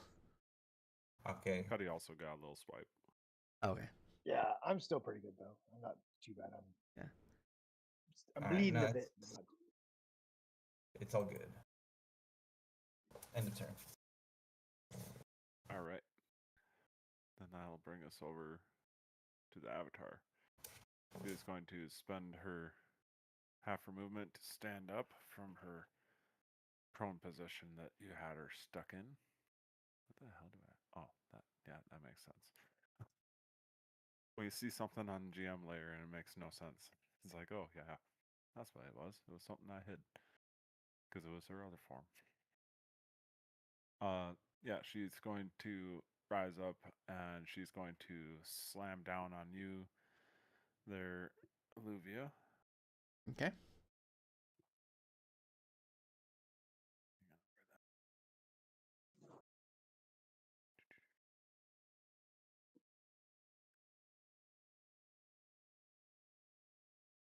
Did I miss a slam attack roll? Suspense. I thought there was an internet connection. I was like, no connections right now. No, it was me. Sorry, I was making sure of stuff. That is going to be a 24 to hit. Jeez. Oh, It just barely beats Just my 18. barely. Just a hair. All right, and that is going to be for 2d8 plus 4, so 12 damage. 12 She damage? hits you with a slam attack. All right, give me a second. I need to roll a d10 for my stress board. Give me just a second. We've hit that point already. 4.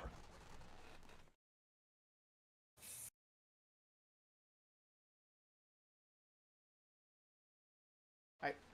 My turn, I'll explain what it is. Does anything happen to you right now as you're getting that? Because she does have a second attack coming, but No, it's dramatically, if something's happening, let me know. it's a personality shift, slight personality shift. That's all. Okay. So, as that goes through, she is going to raise up her other fist and she's going to slam down for another attack on you. Oh, crap. That is a 19 to hit, which just barely hits, so it'll be half damage, correct? Yeah. Well, no, it'll still be full damage. 18 is my AC. Even with the shield? Yeah, my AC wow. is 16 plus the 2 is 18. So, yeah. Okay. So then, yes, she does hit you for the 19. Okay. And this will be for 19 damage. Okay, I am unconscious. Jesus. That is a lot of damage. I'm not dead. I'm unconscious. Just for the record. You hear a noise as this impact comes against you. You start to fall unconscious, and you find yourself within your mind. So, you need my help already? For what it's worth, I was trying to avoid it, but it would be great to get a little bit of assistance, yeah. I mean, I already made a deal earlier, so I don't think we can make another deal now, can we? You are utterly pathetic as a test subject. We need to do something about that. And you just feel this, like, burning gray flames coursing through your blood. And your eyes are going to snap back open, and you have 10 HP. Ooh. Okay. And roll your stress board with disadvantage. Okay, so I need to roll. Okay, 2d10s. 3.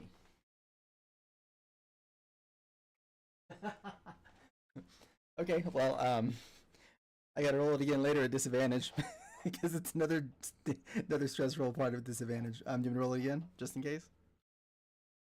Nope. Okay. Just Done. whatever the result was there for you. Yeah. Okay. I But can. as I will increase the stress once though, because I do need to do that from the previous one. So as she hits you, and you get struck almost unconscious before this creature within you brings you back with a bitch slap. The gray fire that races through you makes her flinch away from you, visibly. In fact, even the twig creature jumps away from you as you do this. All right. And that is your turn. Okay. I won't say anything. I'll wait till my turn's done, or till my next turn. No, it is your turn. Oh, it is my turn. I'm sorry. All right. So so the slap will basically comes up, and I'll kind of get up, and you'll see. For actually, the only person who'll see me is actually Cuddy, because everyone else is blocked from view. Cuddy, you'll see the scales that usually pop up on my hands and on like along my clothing. You'll see a tiny bit of it form, but not a whole lot. And my personality, instead of me being timid, I'm a little bit more like, that hurt a lot more than I thought. But hey, that's a little more damage. Makes it a little more fun. And I'm going to take my claws again. I'm actually, no, sorry, I'm not going to do my claws. I'm going to cast Blur on myself. Basically, let's see. I'll just do this. Make yourself. I have to roll disadvantage to hit you. Yes, basically, I'm doing that. So I'll do that. I'm going to stay where I'm at. And, nope, no Siri. Okay. Sorry. I'm going to stay where I am, because I am going to get ready to work on this thing next. But I will say to the entity that's inside me, it's like, hey, you have any, by chance, any ideas of how to break whatever this circle is, or how to break a heart faster, literally, not figuratively, that'd be great. Otherwise, I'm gonna just keep hacking away at this thing for now, because I don't have a lot of other options. That'll be my turn. He will at least tell you to look at the bigger picture.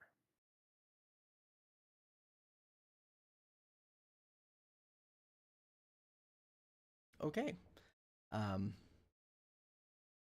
Cool. With that, I'll bring us over to Cuddy. Cuddy, you have at least visibly seen this creature take a step away from Olivia, even after swinging down on him. What would you like to do, bud? Well, and I see Alluvia kind of changing again, right? Because I've seen this before. Yeah, At he's least in something your line of similar. sight still.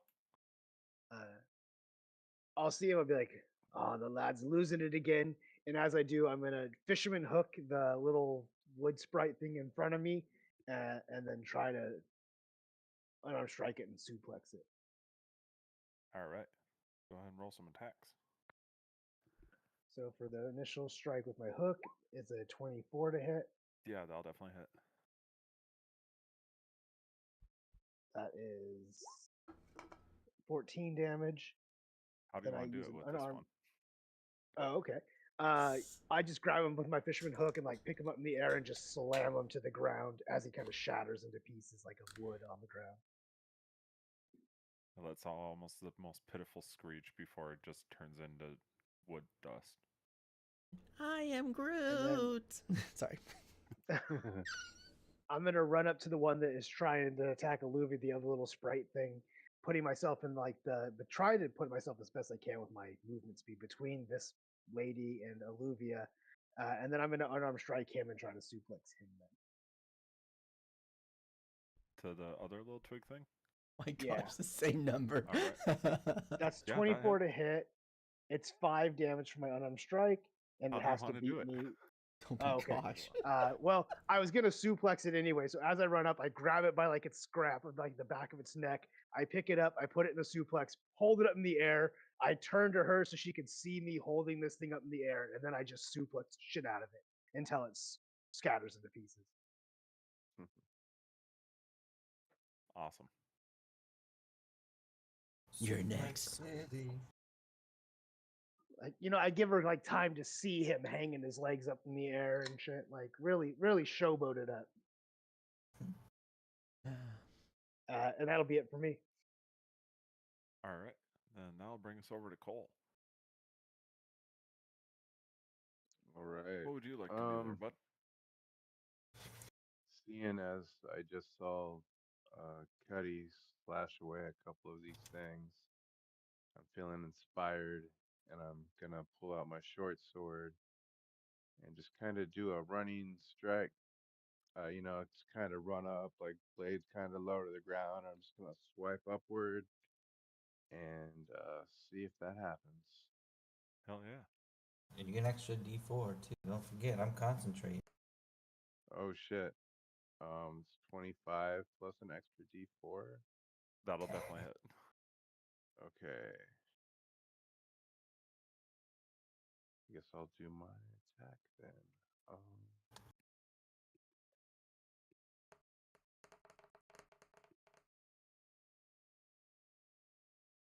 Like 18. I don't know why it gave me sneak attack damage. So I guess 9. Yeah. It just it's set to automatically roll it Yeah. in roll 20. Or sorry, beyond 20. All right. Yeah, you're definitely able to hack into this thing without any sort of issue. As you come in on it and start attacking them out, you give me a quick perception check.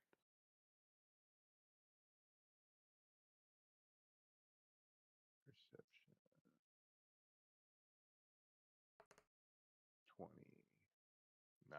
Nice. Natural. Jesus. My goodness. We just batting high on these nat 20s, man. And if I recall, you're just a regular human, right? Yes. Okay. So regular human, you're rogue. You don't really know a whole lot about magic itself other than seeing your friends use it and whatnot. You see the same kind of thing that these other guys have noticed, that there's these little veins of like inside of a leaf and they're forming up into what looks like spell writing or something as far as you can guess. But as you're looking at this, getting the whole look at things with your like perfect perception, you notice that the same kind of line almost seems to meet up from both sides of the node itself along the ground. And I don't know if any of you guys are necessarily seeing it fully, but around that central lady, if you zoom in a bit more, you'll notice that these nodes are all sitting on one giant spell circle with the giant central trunk in the very middle of it. Hey, Cuddy told you all earlier it was a spell circle. I'm just saying. And I kind of say to myself, oh, bigger picture. Bigger picture. I'm standing right on it, but I was concentrating on something else. And is there anything that you would like to do for a bonus action there, Cole? I believe that you're right up next to it now. Yeah, I would like to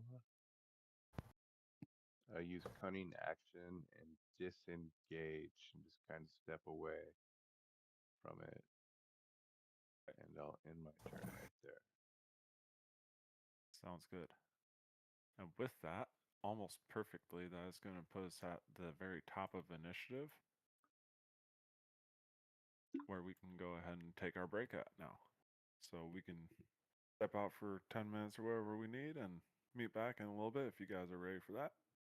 Sweet. Whoop, whoop. Sounds good. On my end All for in 10. Now we're from our sponsors. Eventually, one of these days. People on my end, we'll be right back and we'll go from there. So see you guys here in a little bit.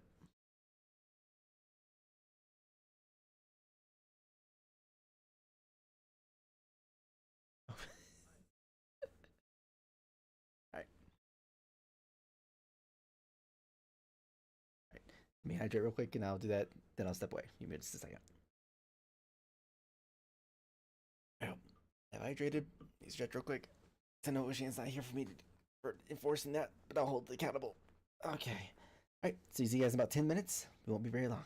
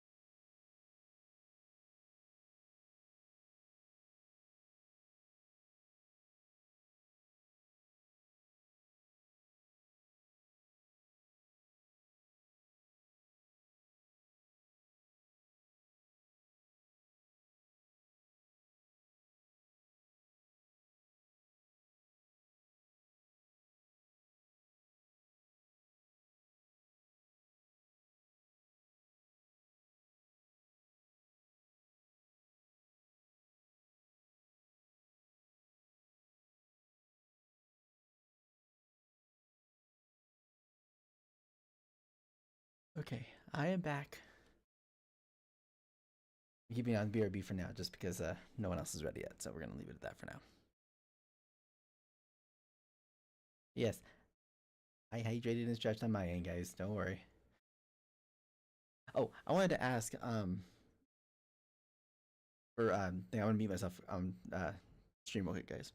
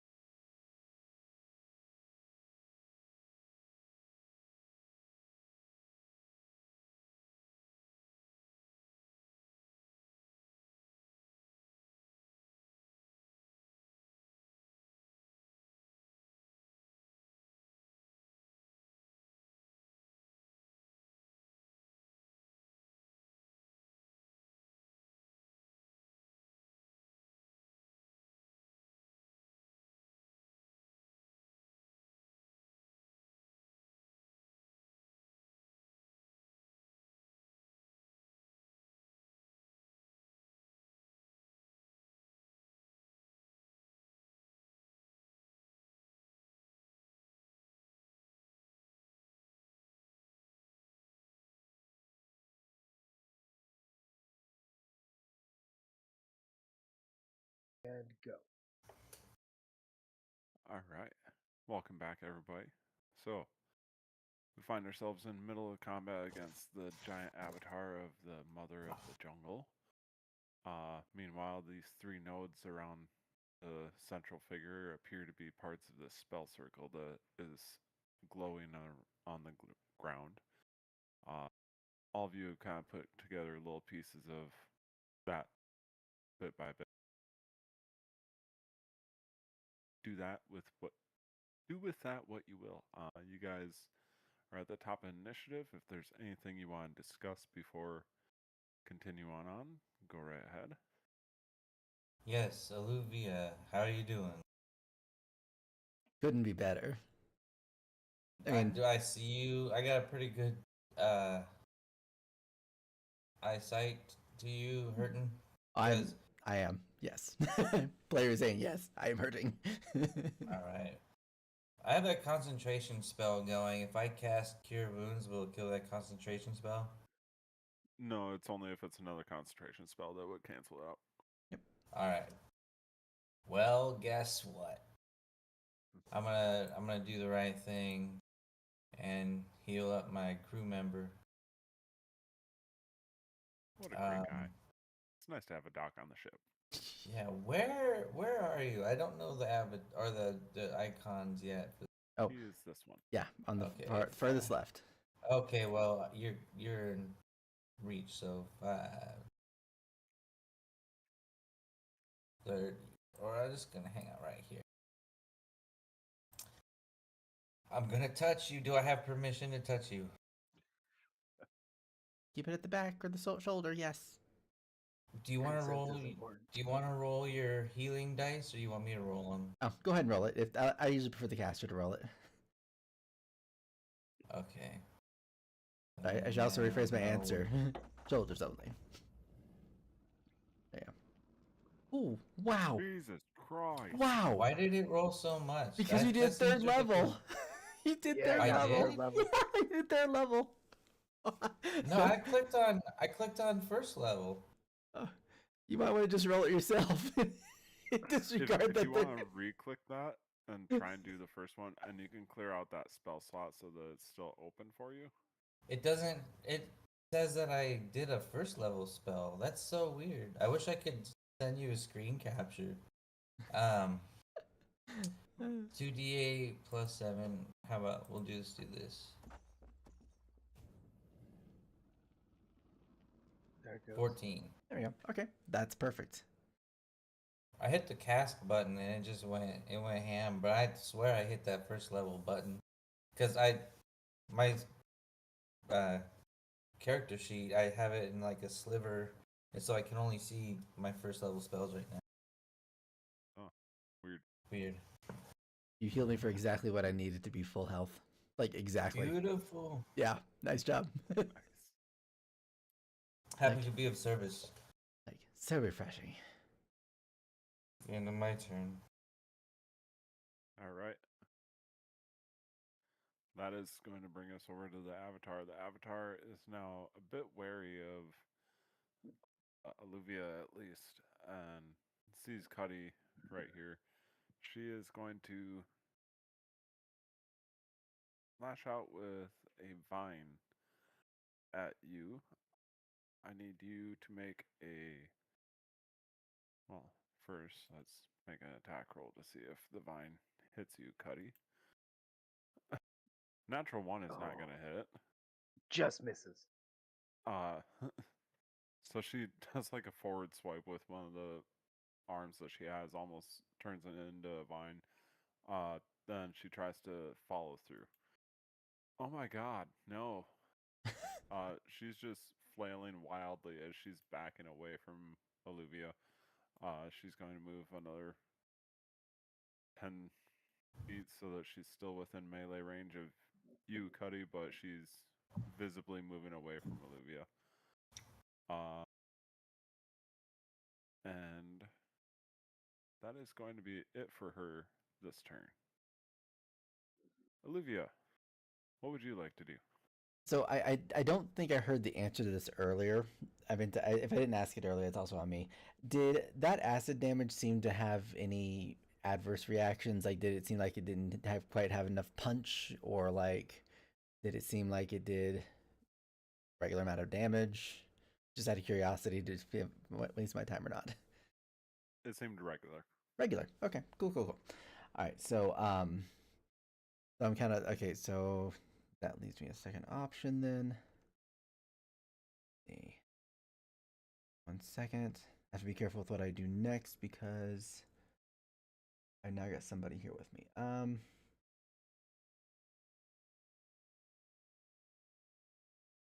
Everything is concentration, so I can't use anything.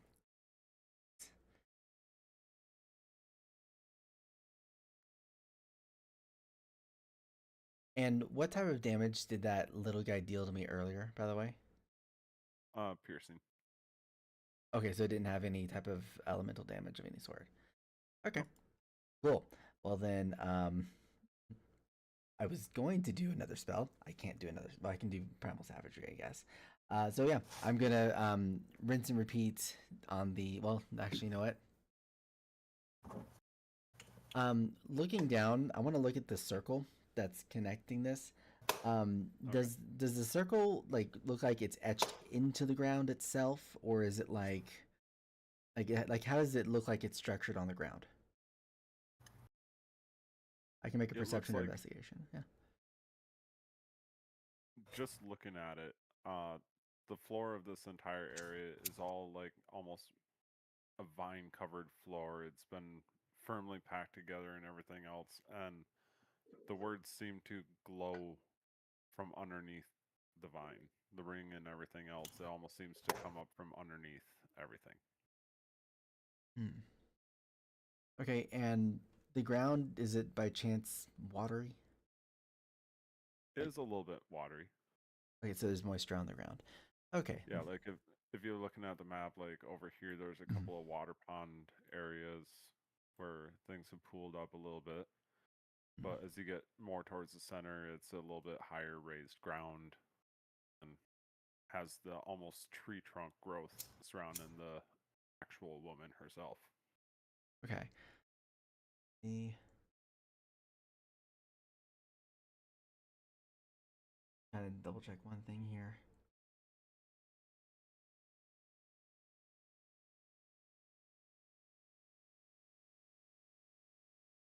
Okay.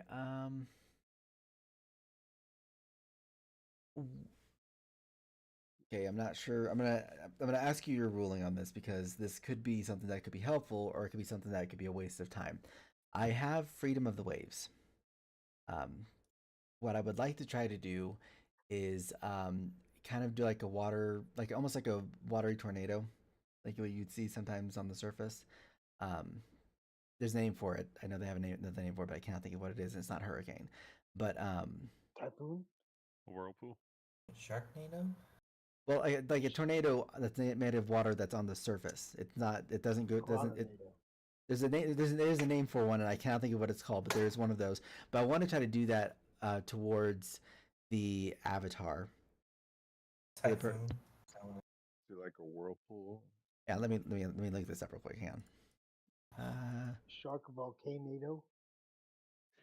This is where playing this game becomes educational. We're all gonna learn thing. Oh, it's a water spout. It's called a water spout. Okay, I didn't think it was called a water spout. I genuinely didn't know it was called a water spout. Learning something like that. That's It's like that's little way kid less name. intimidating than it should have been. I know. I was like, I thought it was something else. I was like, I could have sworn it was called something else. I genuinely It's not did. scary. It's not. We came up with very scary names like Sharknado. I like and then its Sharknado. water spout is a bit disappointing. All right, so I was wondering if I could do a water spout, and if possible, would that be able to take some of the moisture and focus it in one area that's around the circle? Would that be something that's doable? I'm trying to make a dry patch somewhere nearby me. That's what I'm trying to do. Would that freedom of the Well, waves do something to that effect? like I said, the area that you guys are on, it's raised up out of the water. It is higher and dry. It's just like living plant growth is the only kind of moisture on it. Okay. So the area you're on is dry, but Oh. the fringes of the map there are like poolings of water and things like that. Okay. All right. Well, then never mind. I can go with my original option then. So with me knowing that, then I'm going to take my hand and I'm going to put it down next to the root base of where the green heart is at, and I'm gonna do produce flame to start a flame on the circle the circle summoning circle, preferably near that root to kind of start either breaking the heart apart, burning the root apart, or start burning the circle a little bit. I'm gonna try to do that. So, and I don't have to necessarily do an attack roll because I'm not throwing it. I'm just producing it right there in front of me. So I'll move myself up to do that too. Sorry. Okay. I'm going to say that you're going to need to give me a Arcana check. Okay, I will as you do that. this. And you can add a D4 to that. Okay, I'll just in case. I'm gonna add a D4 anyways. 19.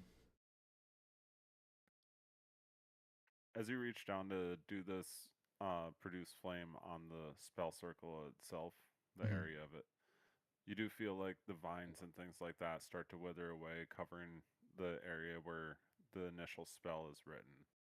And as your produce flame comes into contact with the spell, it stutters and flickers out. Okay.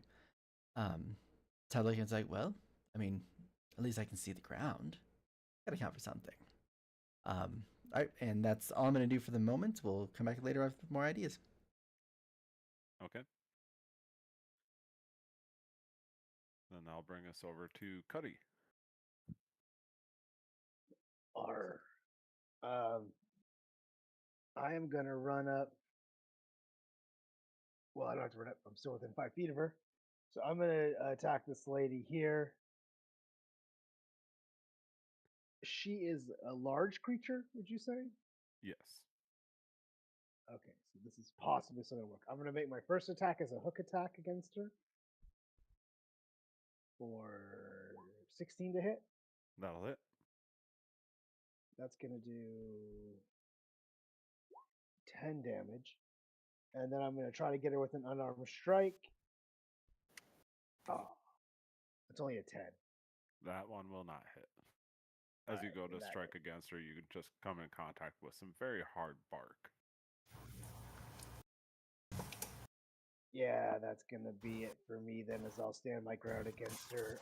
Again, trying to just keep her away from Alluvia, as I notice Alluvia getting all riled up, and I get a feeling that she's the cause of it. You were supposed to read that. All right. Oh well. Then that'll bring us over to Cole. What would you like to do?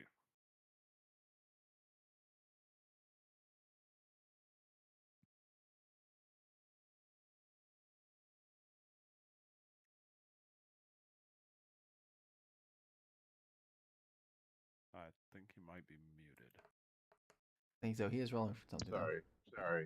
There you go. I'm gonna repeat my last action. I'm gonna strike this guy again using my short sword, and All right. I just That'll rolled hit. my die. Yeah, cool. Sorry. Never say die. 18. No, it did sneak attack again, so 9. All right. And then I'll use what was that one I used last time? Cunning something. Cunning action and then disengage. And that'll be my turn. All right. As you slash into it, you do see that you are doing some damage to the thing. It's trying to grow over the damage that you've done on it, but you can see that you are at least starting to chip away at it a little bit. Awesome. And then with that, Olivia and Thalasso, you both hear the kind of telltale sound again as those creatures start to come out of the woodwork again.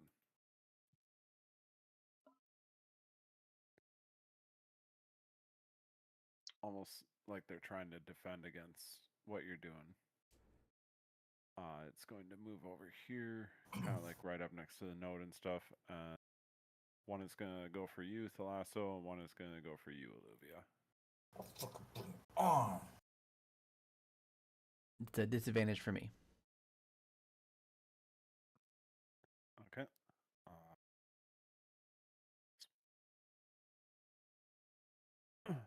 So that's a 22 to hit against. Make sure who's doing which one.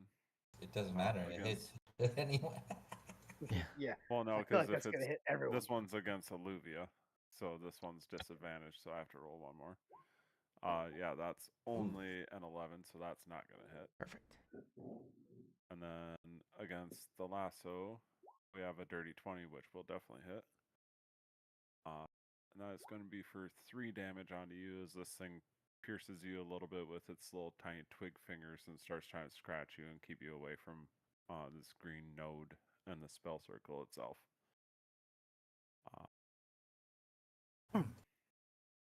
Tiny scratches hurt the most. Ow. Initiative 20. The avatar is going to sink down into the floor, almost seeming to disappear before it pops up again on the other side of the wall, or on the other side of the node. Ara, you can't do that. That's unfair. I didn't say you could do that. My realm. I can do what I please. And with that, she's going to lash out.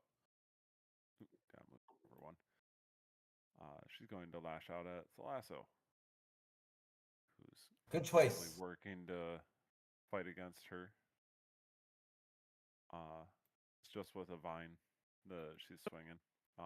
Unfortunately, I don't believe the 15 is going to hit. Does not hit. Of course. Nice. All right. Starting to get into that end of the game. Cool. Really changed the flow of things. I'm sorry. You can hit me if you want. If it makes you happy. Well, it's your turn now, Thalasso, so why don't you have a turn at things? Okay. So Bring up all my good rolls I'm betting. got some reach, huh? I saw a super cool thing that I've been searching for. My turn was coming up. I had a really cool power that let me shoot just necrotic damage or radiant damage at something, I think. Does that sound familiar to anyone? What's that? You shoot laser beams at your eyes? Yeah, was it a channel division? Not channel divinity. There's a attack that you can do where you can use a spell slot to do additional damage. Divine Smite. Divine Smite. That's what it was. Thank you. I was like, I know there's a name for it. You can use a spell slot to do additional damage. I mean, Okay. are you? Let's see if I can. Now, everything I have, basically, for the most part, is just help everyone else out, not to really fight anything. Yeah. Do you mind if I look at your character sheet? Is that okay? Go ahead, yeah. Okay. I will not. I played a cleric of feel- life, and it's pretty much help everybody out. You're not wrong. Yeah.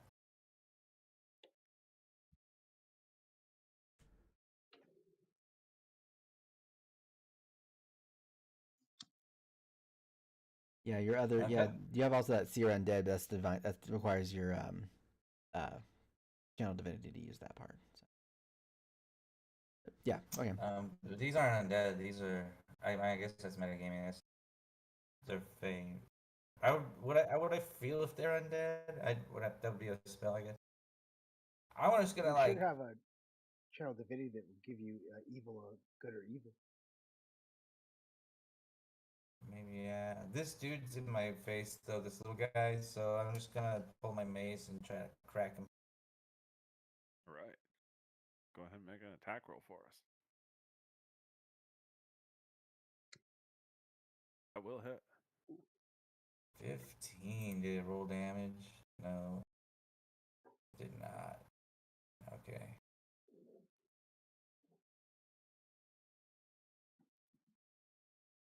5 damage. How do you want to do it? Nice. I just want to knock his little head off. Clean and simple. Probably have to shake his head off my mace though. Yeah, you almost like cave in some rotted wood, making up a skull part, and then just swing it off the shoulders. The rest of the body breaks apart, and you still have this stump kind of hanging on your mace. Wave it off a little. Man, okay, so is disengage like an a full action? Hmm. Okay. It is unless you're a rogue or if you have special abilities. Monk. And I'll have big persons up in my face. They wanna hurt me. And I don't have much for like bonus actions thing. Um I do have mending as a minor action. I'll mend its heart. Make it make it a better person or whatever the fuck it is. I like the Um, idea for that. That's a fun one. I actually do. Like, is that something that you would like to do? Are you gonna try and use mending on the big avatar lady? it's right there. Why not? Like I said earlier, there has to be another way. I'll say this can be the way, and I'll just like with the kindest eyes and my mace down in a non-threatening position, I'll reach out and yeah, just really try to touch its heart and fix the center, the core. Something in there has to be broken, and I'll if it lets me, I'll even give it a hug. We'll see what happens. It's gonna take my head off. No. It'll hug you, but you might feel a little lightheaded. She's a man eater. I Oh my gosh. Sorry. Sorry. Didn't mute myself on my end. I'm gonna say because you get your magic through religion. Really, guys? I would like you to make a religion roll for me. That was so mean. That was so mean. Oh yeah, this can go well. Ooh. Oh, that was so mean. So, with your 26 religion, as you reach out to cast mending on this giant lady that appeared in front of you, you come into contact with the creature, and you can tell that it is being of magic itself. But you can sense the tie to the lady that's within the roots, right? But you can feel that there's a spell that is on her, and there's something wrong with it.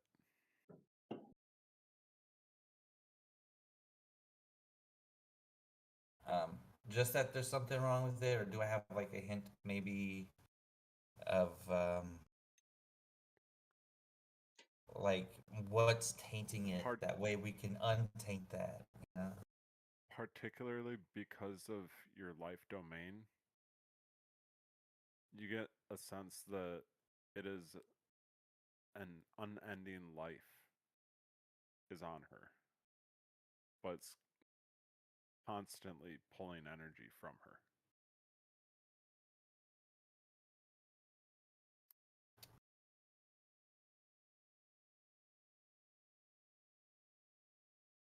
Ending life. So do I get the sense that it's like some sort of maybe like a necrotic thing? No, as far as like the Ah. source of the spell is too ancient, archaic,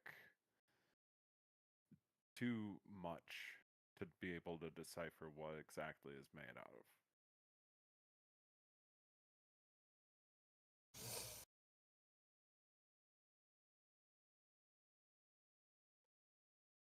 The avatar does kind of freeze up as you do this mending, unexpectedly feeling this like interaction with the spell itself, and you have one around where she is not going to make any move. She is essentially stunned.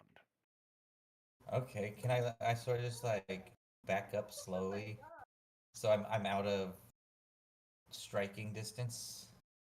Yes, you are able to. About 10 feet. I feel that would be sufficient. End of turn. I wasn't looking. I was walking backwards. Should I make a deck save? I don't know. There's a lot of roots sticking out all over the ground. No, I think we've tempted fate enough with some of the rolls that you make. All right. Tempting fate. That's That's- that's a very good way to put that. Yeah. Luvia, Oh, the other one. Oh, you've at least seen this interaction. You might not know what he felt. I don't know how much he's sharing just yet, but you have at least seen this interaction. yeah. I mean, I saw what was occurring, and I apologize for my outburst for a moment. Someone redeemed a scare, and it got me. So kind of lost my composure for a second there. It's like, what's happening? Okay, so yeah, I'm not. I probably would have seen the interaction, but I don't really understand what was occurring between the two. Um, so I'm going to go about this with my original plan still in mind. Um, so I can see at least the ground where the runes were originally started up in right now, right? Like where I had done the produce flame, I can still see inside there. Yes. Okay, so what I'm going to do is I'm going to attempt to, you know, I'm not sure if it's etched. If it was etched, I can still probably get by with this. I'm going to use my primal savagery, so I'm going to whisper under my hands, make the claws appear again, and I'm going to try to attack the runes on the ground directly, and see if I can do any type of damage to it at all, or like any type of alteration to the circle at all. Okay. You will need to give me an Arcana check. Oh, okay. 14. Do I still get the +4 or plus 1d4 for bless? Or is that Yes, he's still concentrating. a 15 then? Right. As you go to do this, you do feel that you are able to interact with the spell. It takes some focus for you to get to this point. In what way do you want to interact with it? Are you trying to destroy it, or are you trying to alter it in some way? Um, I. Ooh. Hmm. You had to leave me with that question, didn't you? Uh, You're at that literal point of you can feel yourself able to interact with it. In what way are you going to? okay. I want to try to alter it in the sense of taking away the catalyst, like releasing the catalyst. So taking her out of the equation, but not replacing it, leaving it empty. Okay, If that makes sense. it does. Awesome. So, as you're studying this line and you're ready to inscribe whatever might be needed and whatever, Mhm. you're looking through part of it, and you do notice that there is, in fact, something that is drawing on a source. The source has to currently be whoever's powered the spell, whoever cast it. Okay, is there any indication of who or what casted it? Or who or what? Wow. Let's try that again. Is there any indication of who or what cast the spell? Casted is not a word. You get a very strong feeling from all the vines and everything in front of you, encompassing the lady that's there, piercing through her and whatever, that she's most likely the one that cast it. Oh. She casts the spell and is currently drawing on her and keeping her alive to keep drawing from her. Okay, so wow, that she literally set herself up for failure. That's why I tell my. That's I kind of say that out loud, not intentionally trying to, but my character not thinking completely through. It's like, oh, she set herself up for failure on this one. Great. So I guess if I'm able to, can I change for distraction then? Change for what? For just destroying the circle. Okay. Because I can't change it because she literally is the caster. So it's a one-way ticket either way. Okay. Go ahead and make your damage roll with your primal savagery. Do I need to do an attack roll or just a damage roll straight? Just the damage roll straight. The 14 plus 1 is enough for you to interact with this. It's essentially interacting with the node. Perfect. As well. It's all right there together. There we go. Ooh, not bad. 12 acid damage. Before you had done how much, if I remember right? I didn't do any damage to. Well, I did some fire damage. No, you did some primal savagery before, and you did 8. There, 8. So that's a total of 20 now. As you slash into this green node and the spell area forming around it, it does almost. You would expect it to burst, but instead it just like crumples open, starts shriveling up, and you hear the avatar let out a shriek. And you see her literally start to wither in front of you, just the smallest bit. But you get an idea that meta, this damaged her a lot to damage the spell. Okay. So I will hit that, and I will look up at not the avatar, but the mother in this case. If I have that same gray that you described earlier, I'd like to believe that it's in my eyes and be like, "Oh, did that hurt?" I mean, you kind of brought it on yourself, so unfortunately, to leave, it's going to require a little bit more pain. You'll have to bear with me a few more minutes, but we'll get there eventually. That'll be my turn. All right. That brings us over to Cuddy. All right. Seeing Alluvia attack that one. Is this guy dead here? Didn't I kill him? I thought. No, this is a new twig that had come out of the mother trunk area. Oh well, then I will first make sure I protect Alluvia by killing him, hopefully, with a push hook. I will say you do at least remember that these guys were pretty easy to kill. Do you want to use the fish hook? Yeah, that's just my basic attack. Okay. Then yeah, that hits. And that is 14 damage. How do you want to do this one? I do the same thing. I pick it up and I just kind of throw it back into the bush, into like this pile of twigs over here that is the vines that make up this thing in the middle. And it just crumples into splinters. And I go, "You got this, Alluvia.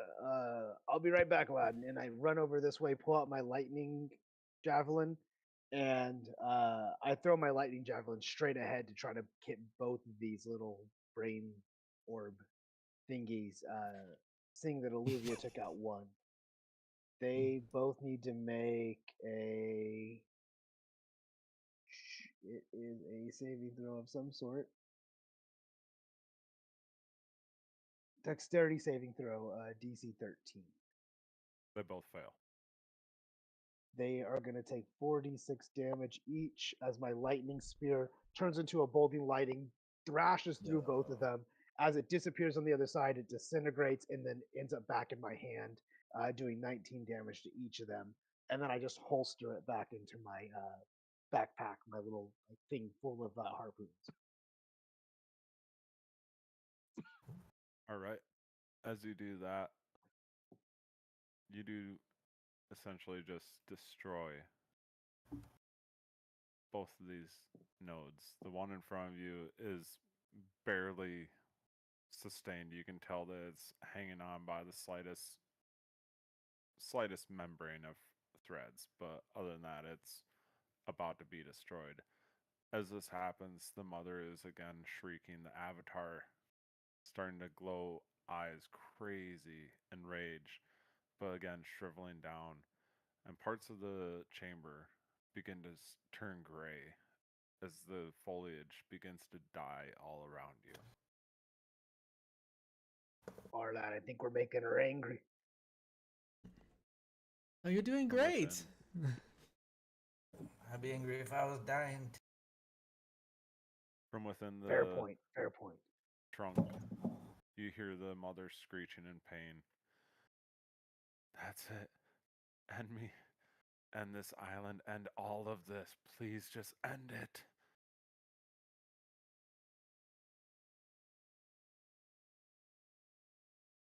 Or I mean, if that's what she wants, I feel we should give her her wish.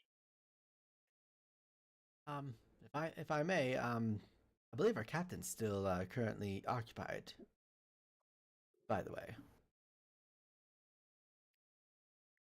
As you kinda say that, point he over there. would have now, as the area is starting to die off and veins are starting to wither away, he does kind of crash down to the ground a little bit, breathing heavily. See that he's definitely shaken up at the very least. Okay, it's like, oh well, never mind. We're good. We keep going.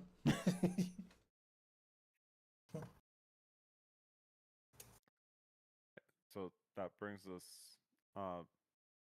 Cuddy, did you have anything left after those two attacks?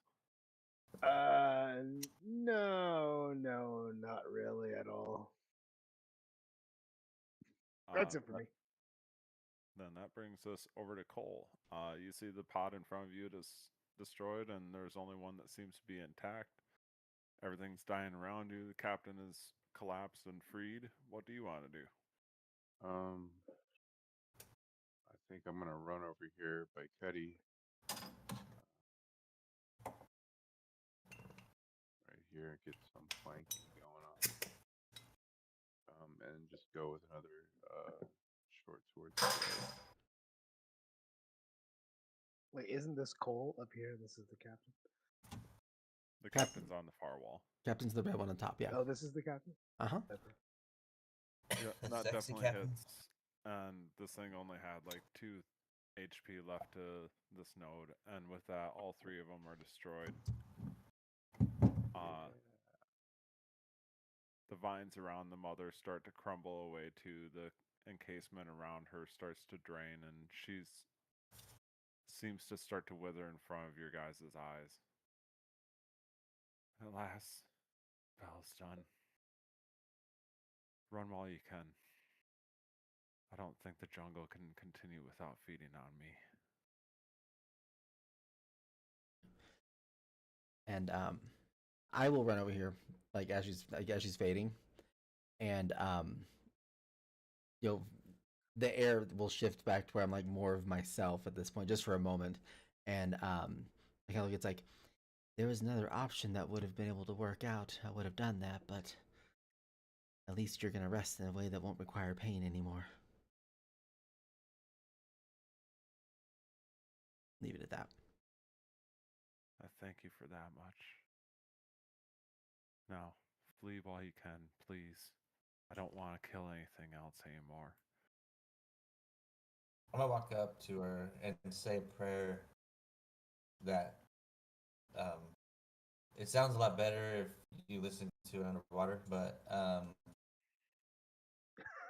I still want to get the vibe across that it's kind of like what I always tell family, as they pass away, safe passage. And this mother has a much needed rest, as most deserve, coming her way. She does kind of close her eyes in a slightly blissful manner, as you do seem to put her to rest. As I walked up to them, I'll listen to Thalasso's kind of prayer and blessing, put my arm around Olivia and be like, I told you I wouldn't leave you behind, lad. We got to get going. And I'll give like my little blessing as well for my little deity as Thalasso finishes up, and then encourage everybody to let's get out of here. All right. And I'm going to do a second level summon of Tony land mode, and I'm gonna bring him over to the captain, and I tell the captain it's like it's gonna be a bit rough, but it's at least better than you walking in your state. Just get on his back. We'll take you the rest of the way. Oh, I'm fine now. Those fucking vines were pretty strong. That's all. Jesus Christ. How did you guys get out so easily? I'm doing the wrong voice and I don't care. It's like, Yeah. well, I mean, sorry, I'm still altered. Well, we were never enemies to begin with, but fire does a really good job against a lot of plants. But can we talk about this later? We probably should move. And I'm like looking around, waiting for something to happen to the ceiling because I heard vines moving earlier, and I don't know if they're still up there. Yeah, as things are starting to deteriorate, you're starting to get like bits of detritus falling down on you from the roof above, wherever else. You get the feeling that this underground cave might be part of a larger tree structure or something like that, and that the whole thing is kind of starting to die. Yeah. So I'll get up on Tony and ride on his back and go with the group. Unless someone's like too weak to run, then they can ride Tony instead. Did anybody else want to do anything while you were in this cave area?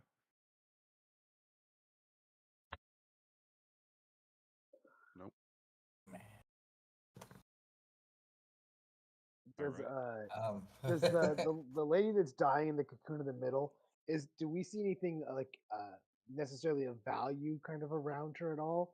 Like a gem that sparkles or anything of that nature? The perfect pirate who's always watching for any booty he can find at all times. Arr, need to get me booty. Give me an investigation check. Oh, that's the worst check I could possibly do. I want to look at maybe some of these corpses along the walls. Maybe they got something on them. Oh, As that's a 19 with a -1 for an 18. Are there any living ones that are out here? Actually, probably is a good thing to look for. Oh, we have a moment. So with a 19, as you're doing a quick glance over before you guys leave, you do see that there is a book on the ground of the chamber that she's in, and that she also has a couple of like gold bracelets on her wrists. Well, she probably won't be needing these in further trouble. I'll reach in and grab them if possible. Just the bracelets, or also the book? All of it, the collective, the book and the bracelet. I'll tell you, if he doesn't, I am. I'm grabbing that book if he Stripping didn't. everything. Cool. Yeah. Yeah, I mean, Oh, I'll yeah. distribute it amongst the crew. I won't keep it for myself. Oh, yeah. I'll give everybody the cut. All right. Yeah, it doesn't take long to see that there are a couple of civilians that are coming out of the walls as everything is starting to deteriorate, vines withering and everything like that. There's also a couple animals like boars and deer and things like that that go running off out into the forest. Uh, there are plenty of corpses that have been sucked dry of any and all nutrients. any money sacks on their side? I probably need to roll an investigation. I didn't do this. I was looking to see if maybe there's anybody that might possibly be alive that I could take back with us. Well, I got a 6, so never mind. I'm never gonna re-roll that. I'm good. Like I I said, know there are nothing. a couple of random civilians, and most of them seem a little bit worn out. Nobody's necessarily unconscious. They were all kind of kept alive throughout whatever procedure was happening to them. Okay. If we can take them out, I would like to remove them from that and bring them with us, just to make sure we got at least make sure there isn't anybody who dies on our watch aside from the mother. Checking them All right. corpses, by the way.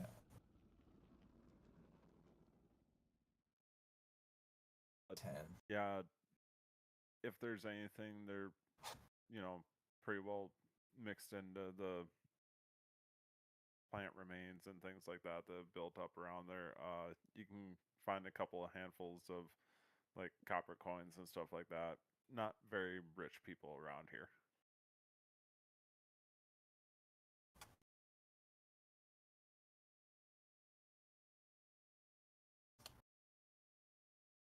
All right.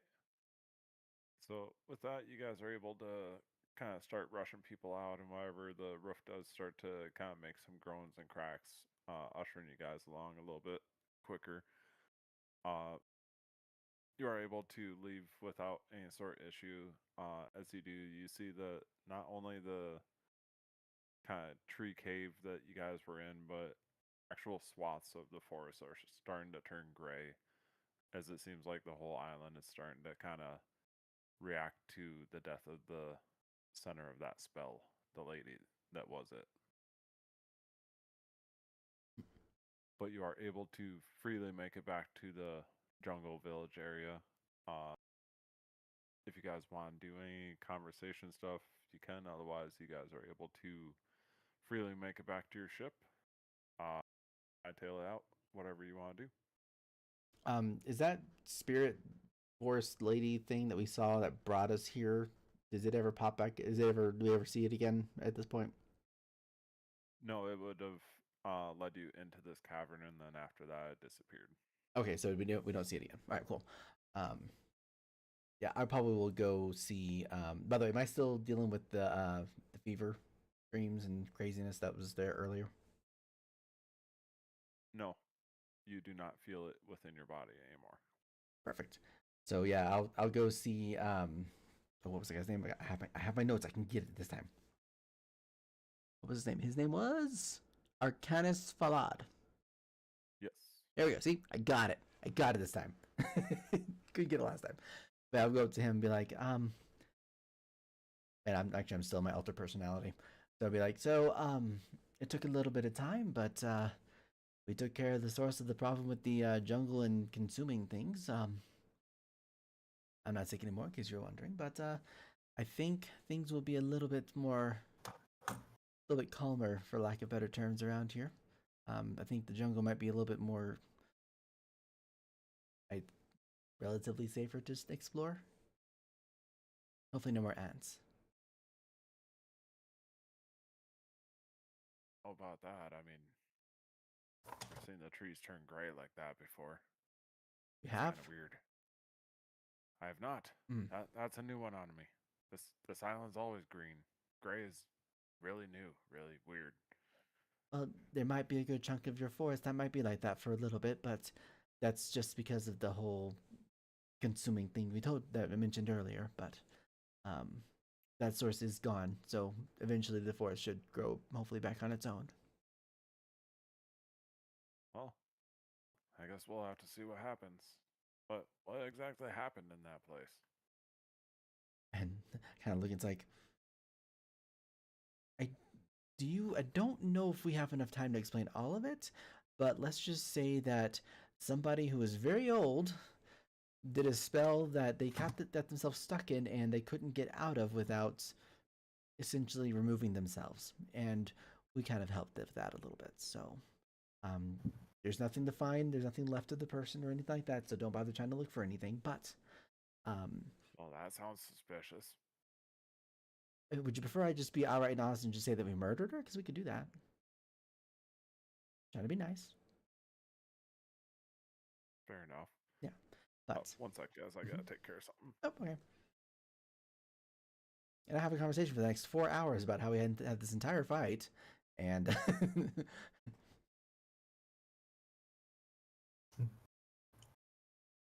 Everyone's gone. right. Everybody left, yeah. I'm here. I'm Oh. just walking around because I'm falling asleep. Oh, I'm also here. I'm just I'm dealing with all the stream stuff and everything.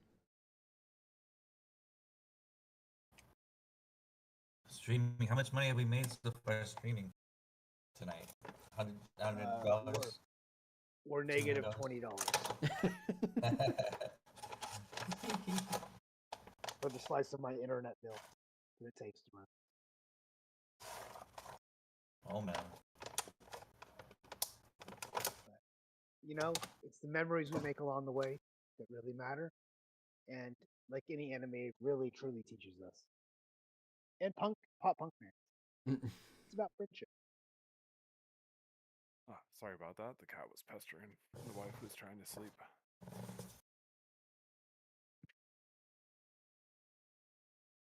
Okay. Yeah, I basically kind of just explain on a general level without having to try to go into too much detail unless he absolutely asks for it about what occurred down there and you know, why it's gray for a little bit. I'll have to do some looking around eventually here, just see what's going on. But well, I'm glad that you're feeling better. I appreciate your help as well. Of course. Well, did what I could, but no research finds just yet. But I said in the morning and it's still nighttime, so yeah, I don't know. It's okay. But we probably should be heading back. So we have a lot of things to do. And Before we leave the town, I do want to go talk to whoever's in charge here and give them some a few gold pieces to try to smooth over Aries pretty much running amok. That's right. And just be like, hey, look, we're sorry. I know things got out of control, but we probably saved people and stuff. So my bad. I guess choose your friends better next time. I don't know. As long as she stays away, we'll be happy.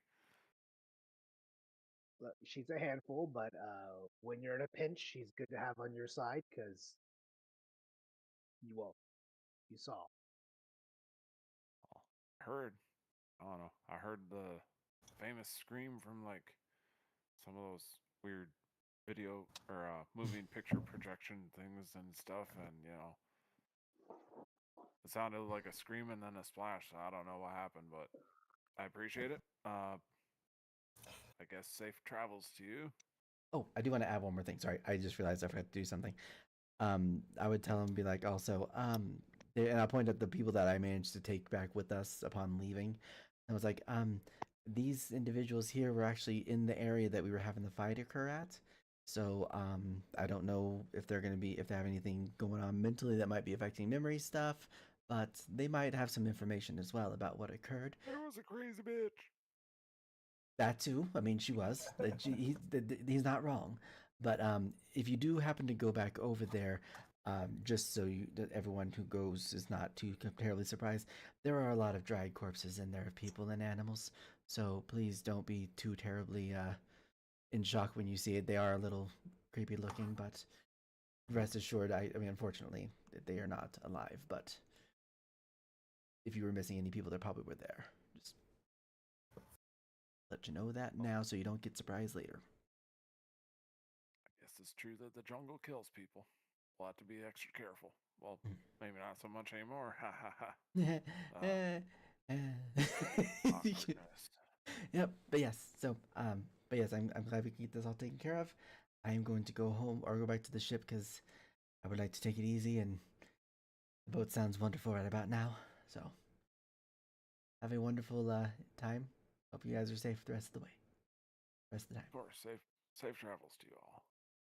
I kind of awkwardly kind of work my way out the door. It's like, just go away now. Right. And yeah, with that, you guys are able to easily make it back to the ship. All of you are familiar with the ship that you are on. It's called the Crow Song. You're all different members of it. Apparently, we now actually have a dock, so that's awesome. We have Cole is our senior deckhand, Cuddy is the navigator, and Olivia is the shipwright, if you will. So you all pack up for the day. Davis joins you back on the ship over in the kitchen, cooking up who knows what. And you guys are able to make it away safely. That is actually all I had for you guys tonight. I thought it was going to run a little bit longer on that one. Tell you what, when we're on this ship, I can breathe underwater, so I'm just gonna attach myself to the bottom of the ship, and I'll be down there keeping watch. And if I'm not here next week, I'm just on the bottom of the boat, you know. Hell yeah.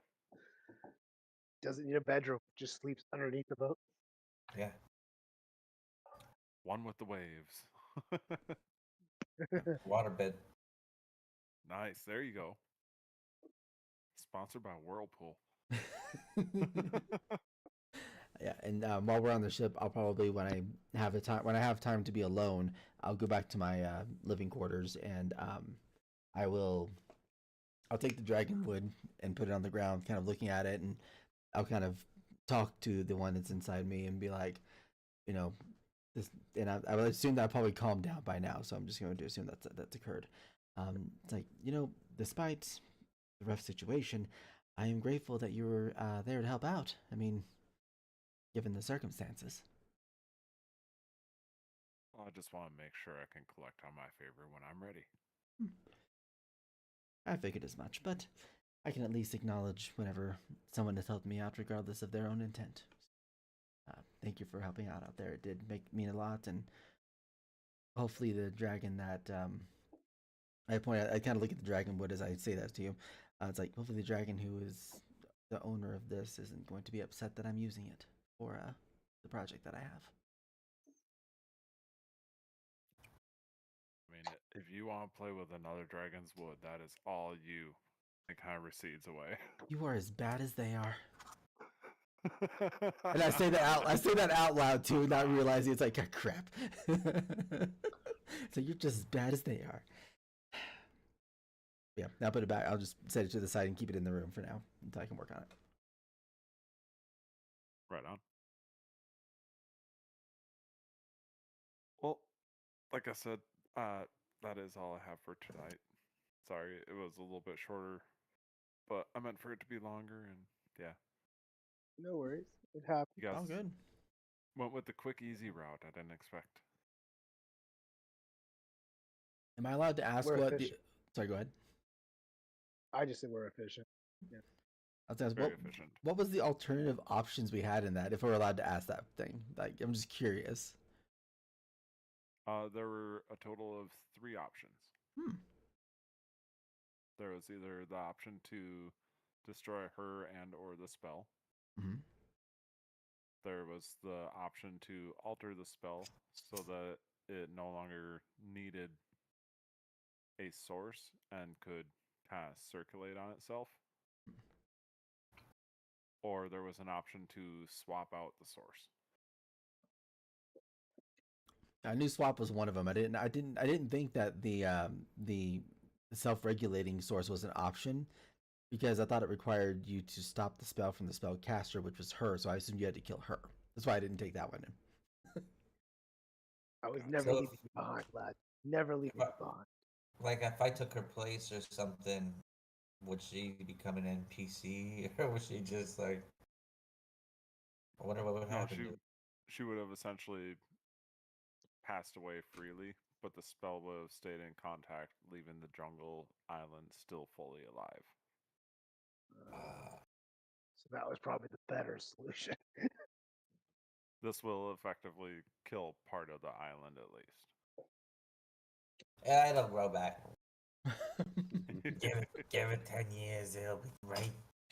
He'll be right as rain. Don't worry, he'll be fine. Look, we didn't start the fire. It's been burned. We just fanned the flames a few times. That's all. No big deal. I will say the other option was that not Alluvia.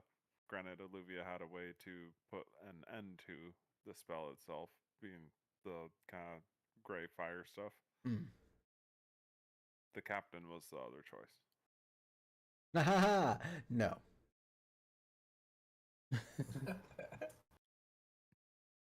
That just I was just waiting for Alluvia to fully lose it. I want to point out That too. I was at 8 out of 10. Just so you're aware, my stress level was 8 out of 10. We were getting closer. We were getting closer every time. If I'd have had a good hit from Earth, like if I'd have had one of those good contact hits that we dealt at the beginning of this of the session, again, probably would have been there because I was getting there. I was getting there. I was ready for you. My whole shtick was basically healing, and if I get to you, even if you die, if I get to you within a minute, you're safe. I can stabilize super easy. I was ready. I figured, like, who's this guy coming in this game? This fucking Rick. Oh, he's a healer. He's a healer. Yes, yes. Bring him in. Yes. Just like somehow I just wanted to buff Mhm. and heal, and that's all I did. I did whack a dude. And that felt great. Gave his little rotted wood head. Hell yeah. In the other game we were playing, we had no healer and we got TPK'd like 3 sessions in. Oh my gosh, so bad. Like So I had bad. some healing spells, but I didn't get a chance to So use bad. them. That was my favorite character, my favorite barbarian too. I miss him so much. We got killed while Stairway to Heaven got played against us. It was terrible. Yup. Yep. All right. It was hilarious. That was fun. But all right, well, I'm going to call it on my stream because I'm going to try to get some rest early. Sounds good. good. All right. Good night, everybody. Thank you for watching. Mm-hmm. Thank you, everyone. Lasso thanks you. I'll see you guys later. One last sponsorship shout out? No? Okay. All right, and people on my end, thank you guys so much for watching. I will see you guys on Monday for Sandbox Continuum. We'll see what we can do for some Minecraft Terraria or something like that. I'll figure that one out. But yeah, hope you guys have a wonderful weekend. I'll talk to y'all later. Bye, everybody.